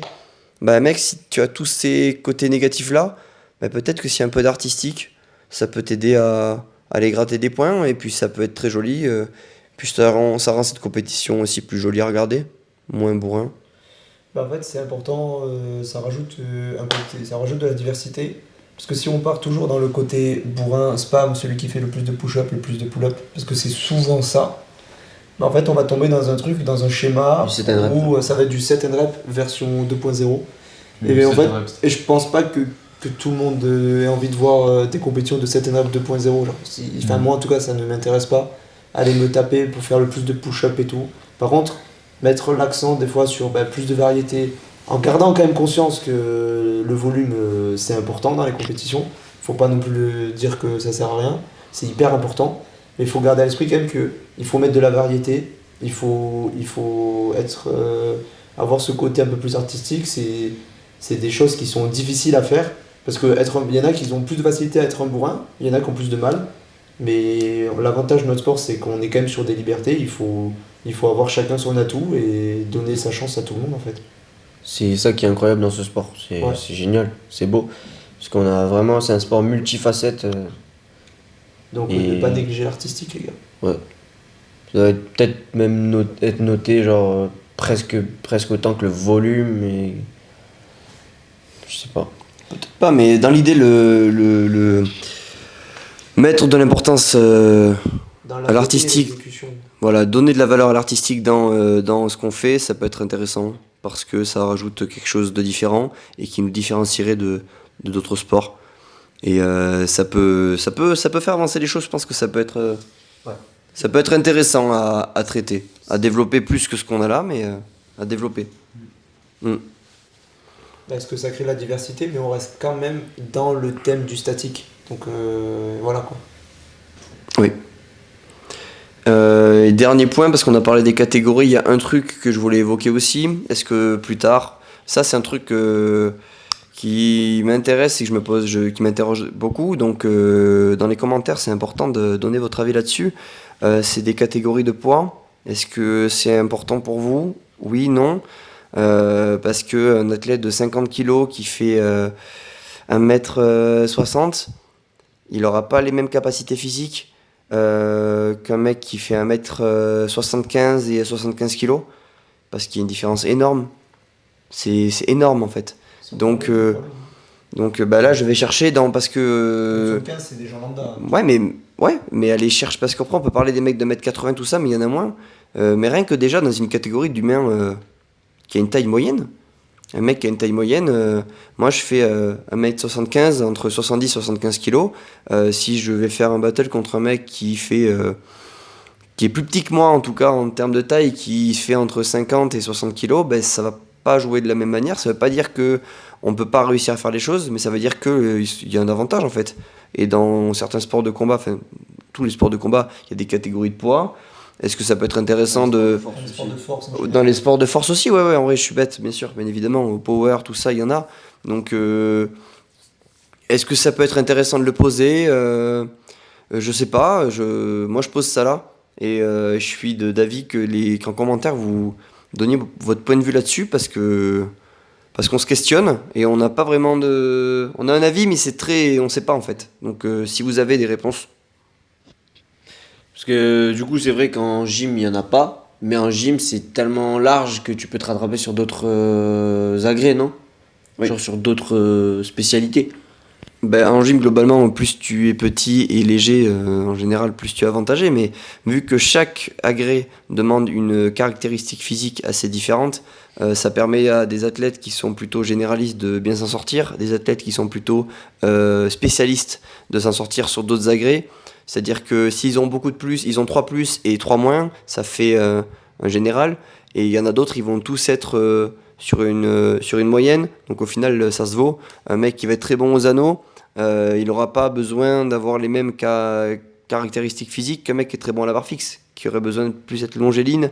Et comme un mec au cheval d'arçon. Alors que vraiment, aux anneaux, c'est bourrin et c'est très niche en plus de ça. Donc c'est pour ça qu'il n'y a pas de catégorie de poids, parce que malgré tout, sauf les mecs très grands, qui sont très désavantagés parce que du coup les agrès sont normés, donc ils peuvent toucher le sol et c'est compliqué. Sinon, globalement, même des mecs un peu plus grands et plus lourds peuvent s'en sortir parce qu'il y a un panel d'éléments possibles, et c'est pas que sur de la force. Parce qu'en freestyle, je pense que la catégorie de poids en freestyle, malgré tout, ça changerait la donne, bien évidemment, c'est sûr. Hein. Mais ça serait moins flagrant que de la force. Si on fait que du statique, c'est sûr qu'il y aurait une énorme différence sur les capacités. Voilà, notre sport, il est très spécialisé. C'est un sport de force et d'endurance de force. C'est quand même un sport de force. Donc, pour moi, les catégories, ce serait vraiment très intéressant. Ne serait-ce que, par exemple, 3 catégories, quoi. J'en sais rien, petit, moyen, grand, quoi. Petit, genre léger, moyen et lourd, quoi. C'est plutôt le poids, pas la taille. Ouais, le poids. Léger, j'en sais rien, tu vois. Rien que tu les splits en 2 ou 3 catégories, je pense que potentiellement il y aurait après, c'est une question de nombre aussi. Est-ce qu'il y a suffisamment de monde dans notre sport d'athlètes pour qu'on se permette de faire des catégories ? C'est pas une question d'envie aussi. D'un côté, je me dis que si on crée ces catégories, c'est aussi possible que ça attire plus d'athlètes. Parce que par exemple, les gens qui sont plus lourds, ils se sentent désavantagés et ils ont peut-être pas envie forcément d'aller participer dans les compétitions. Donc si tu leur crées une catégorie exprès pour les avantager un petit peu, peut-être que ça peut aussi leur donner envie de se mettre au sport et d'essayer de se sentir moins désavantagés. Du coup. Par exemple, Samuel, toi tu pèses combien ? Moi je suis à 73 là. 73, si tu te tapes contre des gens qui sont entre 70 et 80, tu seras, je pense, content de te taper avec des gens qui ont tous à peu près le même gabarit que toi, genre. Je sais pas, non ? Mais après, il y a un autre côté, je trouve. Le côté envie. Peut-être par exemple, même si t'es plus lourd et que t'es pas dans la même catégorie, et peut-être que toi en fait t'as envie d'aller te taper avec des mecs forts. Enfin genre je veux dire qui sont plus légers, même si c'est genre forts, et de pas te baser sur le poids. Ça, je parle pour certains qui ont le niveau, tu vois. Il y en a peut-être qui ont pas envie de faire partie d'une certaine catégorie de poids et de se dire mais moi j'ai le niveau d'aller me battre avec un tel, et pourtant on n'est pas dans la même catégorie. Comment on fait ? Tu vois, ça peut arriver et ça existe en fait. Ça, donc, mais c'est pour ça que la question elle est posée. Et c'est qu'en fait, à un moment donné, il faut prendre une décision. Soit on reste sur ce format-là qui fonctionne très bien actuellement, mais on ne sait pas ce qui va devenir l'avenir de toute manière. Soit on essaye autre chose qui n'est pas définitif non plus. Mais en tout cas, les décisions sont bonnes à prendre, et si on n'essaye pas, on ne sait pas. Donc il faut pas être tranché sur un truc. Il faut être assez ouvert, essayer, et puis on verra bien en fait ce que ça donne. contre, la catégorie Ouais. très lourd, parce que la catégorie très lourd, par contre, peut être intéressante. Parce que eux, ouais, ils sont vraiment à part. Ouais, les gens de plus de 90 kilos, Ouais, par exemple. ouais. Bien c'est quelque chose que ce soit minime, parce qu'il n'y en a pas beaucoup, quoi. Non, il n'y en a pas beaucoup. Mais Genre on comme va dire qu'on Titan. sait très bien que ouais, Titan, tu vois, il y a quand même des désavantages qui sont énormes par rapport à un mec de 1m60. Il n'y a pas photo. Mais sinon, des gens de mètres, tu sais, de taille entre 1m70 et 1m80, ils ont les capacités quand même d'aller se taper à armes égales contre des gens de plus petits. Même si c'est plus dur, disons que l'écart il est plus creusable. Mais je sais pas, genre, c'est compliqué. Je trouve que le système fonctionne très bien, personnellement. Voilà, ben on lance des suggestions, mais c'est pas forcément Ouais, on veut votre ce avis. qu'il juste. faut faire. Voilà. Et il faut l'avis de la communauté, de toute façon, il faut faire en fonction du plus grand nombre, je pense. Et votre avis, vous le mettez en commentaire, bordel. Voilà. Ok.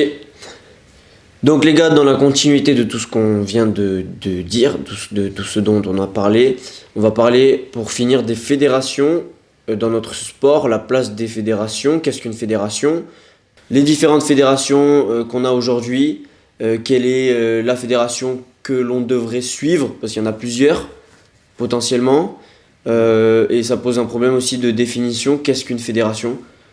Une fédération, c'est une fédération officielle. Déjà, c'est une fédération qui est reconnue par le ministère. C'est une fédération qui organise des championnats, qui délivre des licences, qui est organisée.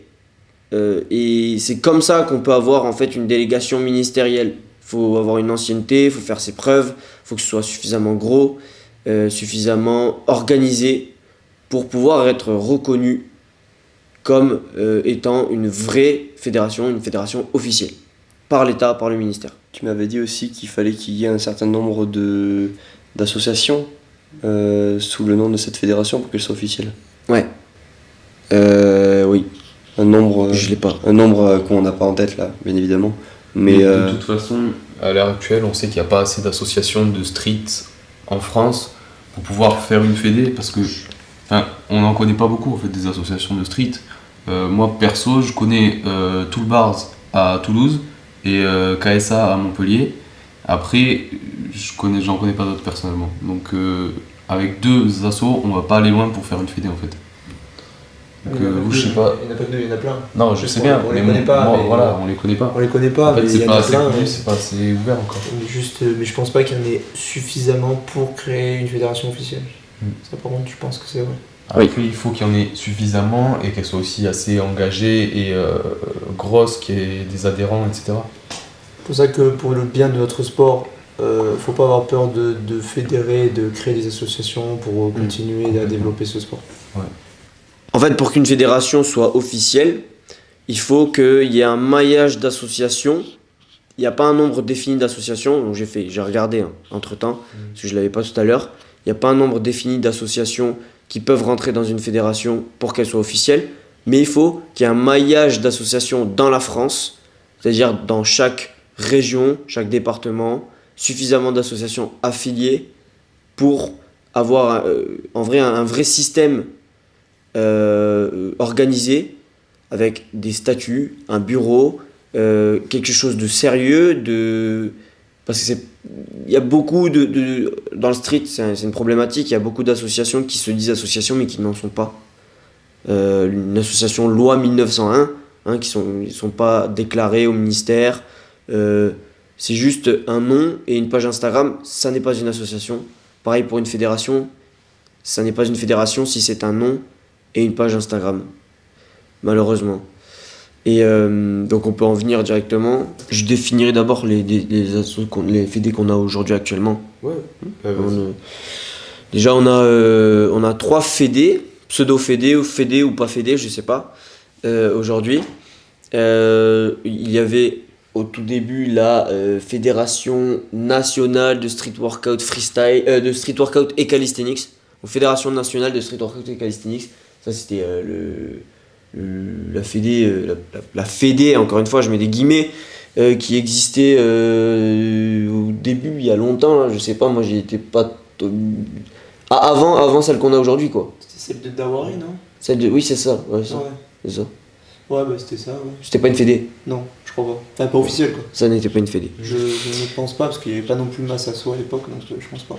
Il fallait que les associations soient affiliées à cette fédé, est-ce que c'était le cas On ou peut pas pas? dire à Je sais pas. 100%, ça n'était pas une, mais disons que si ça avait été une fédé officielle, la nouvelle fédé, entre guillemets, n'aurait pas pu l'évincer aussi facilement. Oui. Ouais. Fédé officielle, tu vois. Donc, Je pense pas qu'elle soit officielle.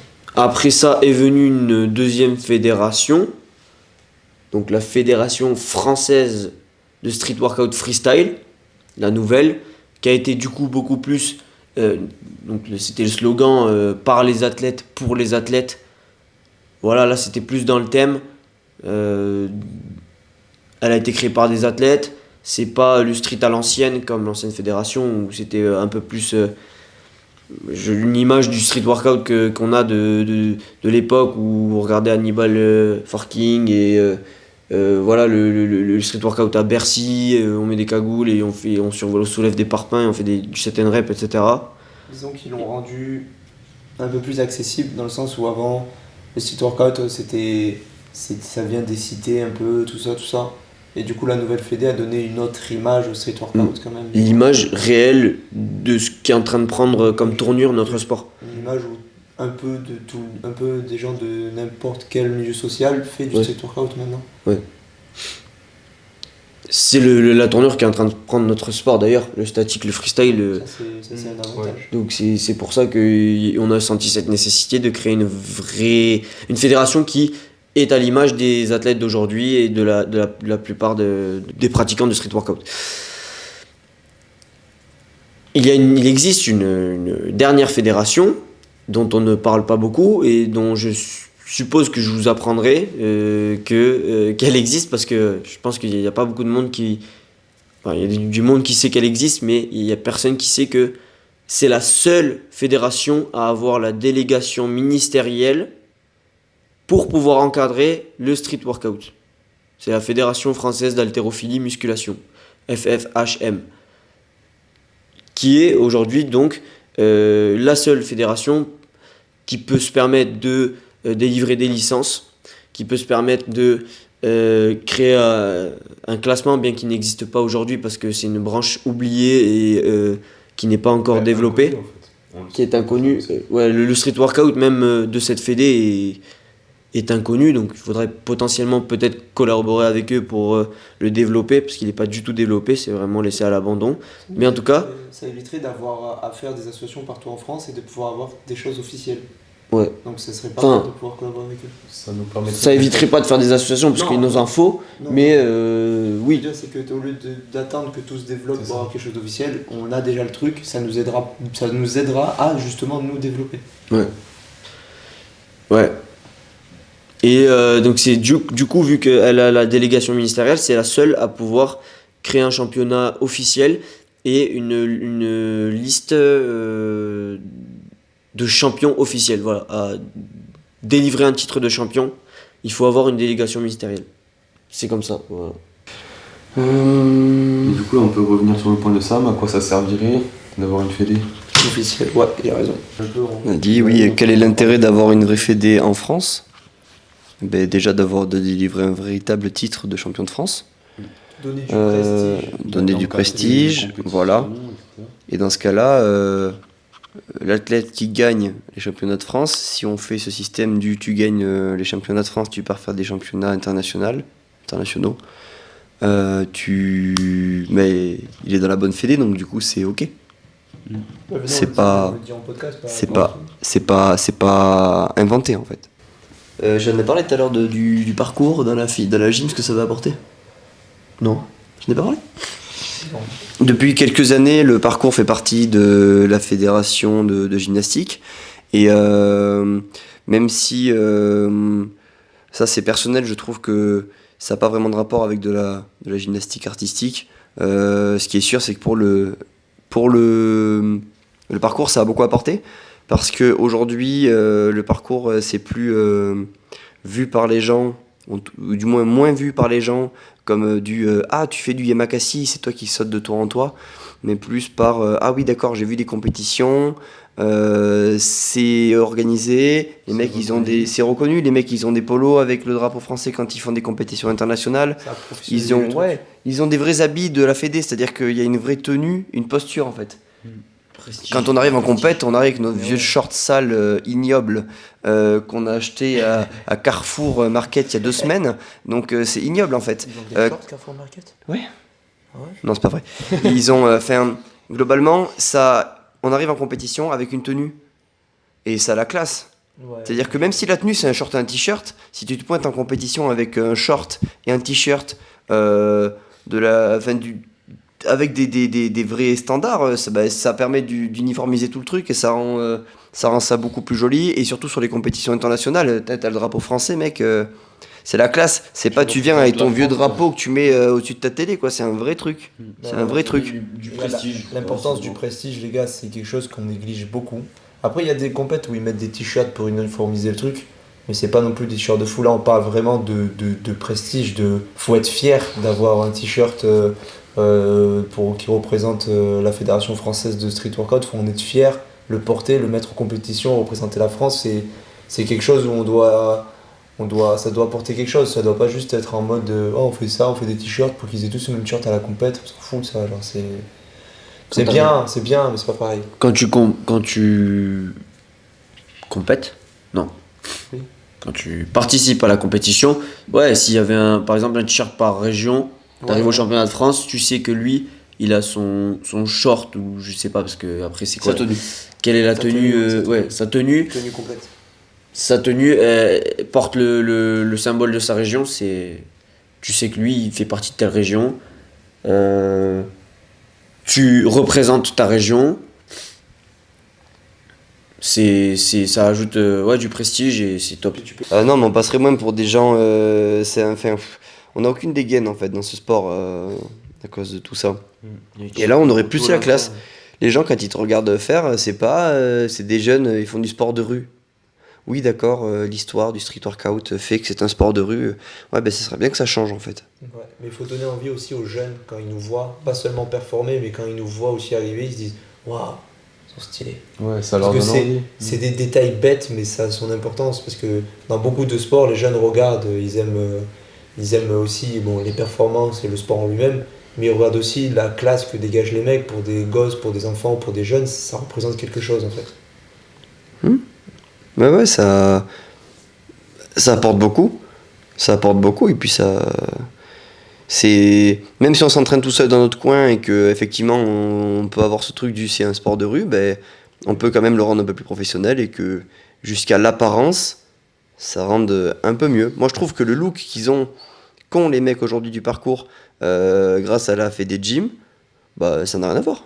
Et quand c'est à Montpellier, comment ça s'appelle déjà? C'est le FIS. Oui. Au FIS, quand ils étaient sapés, les mecs, ils avaient pas la même dégaine, quoi. Parce que ça serait bien que si un jour on arrive à mettre le street workout au FIS, on soit pas les pouilleux du bordel, comme ça, torse nu, avec des sacs n'importe où, mal organisés, parce que c'est comme ça. Ça serait cool que si jamais on arrive à faire ça au FIS, Il faut expliquer ce que c'est. soit magnifique. Alors le FIS, les gars, pour ceux qui savent pas, c'est un événement à Montpellier de sport. Je n'ai pas l'anagramme de FIS. C'est le Festival international des sports émergents. Et du coup, ça se déroule à Montpellier pendant 4 jours. Et il y a tous les sports émergents en fait. Il y a BMX, il y a du skate, je crois. Il y a du parcours. Et tout ce genre de sports qui sont nouveaux. Et qu'on est en train de mettre. Je crois qu'ils ont même mis basket freestyle, je crois qu'ils ont mis. Ouais. En passant même par le wake et le ski nautique aussi. Les gars, j'ai dit une connerie, c'est pas les sports émergents, c'est les sports extrêmes, mais c'est pareil. Ouais, voilà. Street workout, ça pourrait être considéré. Parce que si le breakdance est au FIS, le street workout devrait l'être. Ouais. Voilà. Et du coup, si jamais on y arrive, faut pas passer pour des pouilleux, donc faut qu'on soit professionnel. Et même eux n'accepteront pas de nous si on n'est pas professionnel au minimum. Et ça serait pour le street workout un tremplin immense de participer à ce genre d'événement. Ouais. Et on a dévié un peu du sujet, mais en vrai si, c'est ça, c'est professionnaliser les fédérations à tel point que les athlètes après ils aient des tenues cohérentes, officielles. En fait, il faut Et professionnaliser. qui ça ait de la gueule en fait. Faut professionnaliser les fédérations, les athlètes, les juges, les organisations. En fait, il faut que tout soit plus professionnel pour qu'on puisse avancer dans de bonnes conditions. Mais on passe partout, genre les athlètes, le comportement des athlètes, les fédérations, il faut que tout le monde joue le jeu, même les juges du coup, parce qu'on en a parlé des juges. Et il faut que tout le monde soit plus professionnel et développe tous ensemble, main dans la main, le street workout. Voilà. Donc voilà, on Voilà. sait qu'une fédération ça a un réel intérêt, c'est pas juste une fédération pour faire une fédération, parce que j'ai l'impression que c'est ce qui se passait avant avec la fédération française de street workout et calisthenics là. Je vais pas parler mal, mais voilà. Et à la con, putain, à la con, je vais parler mal parce que sinon j'arrive pas à parler. Donc je vais parler mal, voilà. Et Mon combat, vas-y, parle mal, mon combat. Sur le carreau de mort. C'est le caveau de mémoire, mon combat. Et ça a un réel intérêt, voilà, de délivrer des titres de champion, ne serait-ce que pour l'assurance, pour les licences, l'assurance. Donc développer notre sport, amener un peu de flux de trésorerie dans notre sport, créer des compétitions plus professionnelles, des juges, des formations, tout ça, ça coûte, c'est des moyens, ça coûte de l'argent. Et soutenir les associations. On peut en revenir aussi à l'importance des associations parce que ça commence de là. Une fédération, ça fédère des associations, mais pour qu'il y ait une fédération, il faut qu'il y ait des associations. Aujourd'hui, il n'y a pas assez d'associations qui fonctionnent correctement en France, avec des vraies associations, avec un vrai bureau, qui sont déclarées, qui fonctionnent, qui a un vrai système, voilà, avec une adhésion, etc. Des adhérents qui proposent des événements, etc. Des événements, des prestations, on va dire. Ouais. Et créer des associations, bordel. Créer des associations, c'est pas compliqué. Non, on en a fait une, on va la développer. Les gars, quand vous voyez des gens qui s'entraînent, allez leur parler, putain. Ouais. Ouais. Ouais. C'est tout ce que je veux dire. Et quand même, on va pas que cracher sur la fédération. C'est quand même la fédération actuelle est quand même bien. Oui. Je veux dire, elle est pas officielle. C'est surtout ça qu'on reproche. C'est pas vraiment le côté. Bon, il y a des choses à dire, comme pour tout. De toute façon, il y aura toujours des choses à dire. Mais c'est aussi que il y a quand même des choses bien. Elle permet aussi de répertorier les. Enfin, elle s'occupe de répertorier les événements. Elle s'occupe d'en créer. Elle s'occupe quand même de pas mal de choses. Ça demande beaucoup de travail. Mais je suis pas sûr qu'ils aient les bras nécessaires déjà pour tout ce qu'ils veulent mettre en place. Ça, je pense que c'est une réalité, j'en sais rien. Mais le tout cas, c'est qu'il faudrait peut-être collaborer avec une fédération officielle qui peut nous encadrer, parce qu'eux, au moins, ils auront les bras pour en fait mettre en place les choses qu'on a envie de mettre en place. Voilà, donc on a parlé de l'organisation des compètes, on a parlé des jugements, on a parlé des fédés. N'hésitez pas à donner votre avis encore une fois en commentaire. Je pense qu'on a fait le tour. Ouais. Je pense qu'on a fait le tour. Donc, les gars, c'est la fin de ce podcast. Si vous avez des questions, n'hésitez pas à les poser en commentaire. Nous, ce qu'on vient d'évoquer aujourd'hui, c'est un débat ouvert. Donc, c'est important de nous donner votre avis sur le sujet. C'est important de le partager. C'est important de... Faites-le tourner. Faites-le tourner, partagez-le sur les réseaux sociaux. Nous, on a besoin de ça parce qu'on essaie de faire avancer les choses à notre petite échelle et c'est important que ça se sache. Donc, partagez-le. C'est important pour nous, c'est important pour vous, c'est important pour ce sport. Donc, allez-y. Et si vous avez d'autres sujets que vous voudriez qu'on évoque en podcast pour une prochaine fois, ce sera peut-être pas la même équipe. Si vous voulez que d'autres personnes viennent, des intervenants externes, tout ça, on a déjà quelques idées. Ça risque de se faire dans quelques temps. Évoquez-le en commentaire et nous on essaiera de faire au mieux possible. Voilà. Et on se dit à très vite. Ciao les gars. Et encore une fois, ça va être une outro de scandaleuse. Et je vais pas couper la caméra. Voilà, je vais continuer. On va laisser ça au montage. Ouais, on va laisser au couper. montage. Voilà. Ça va être n'importe quoi, regardez. Là, je fais ça. Ça n'a aucun sens. Et j'aime bien ça. C'est magnifique.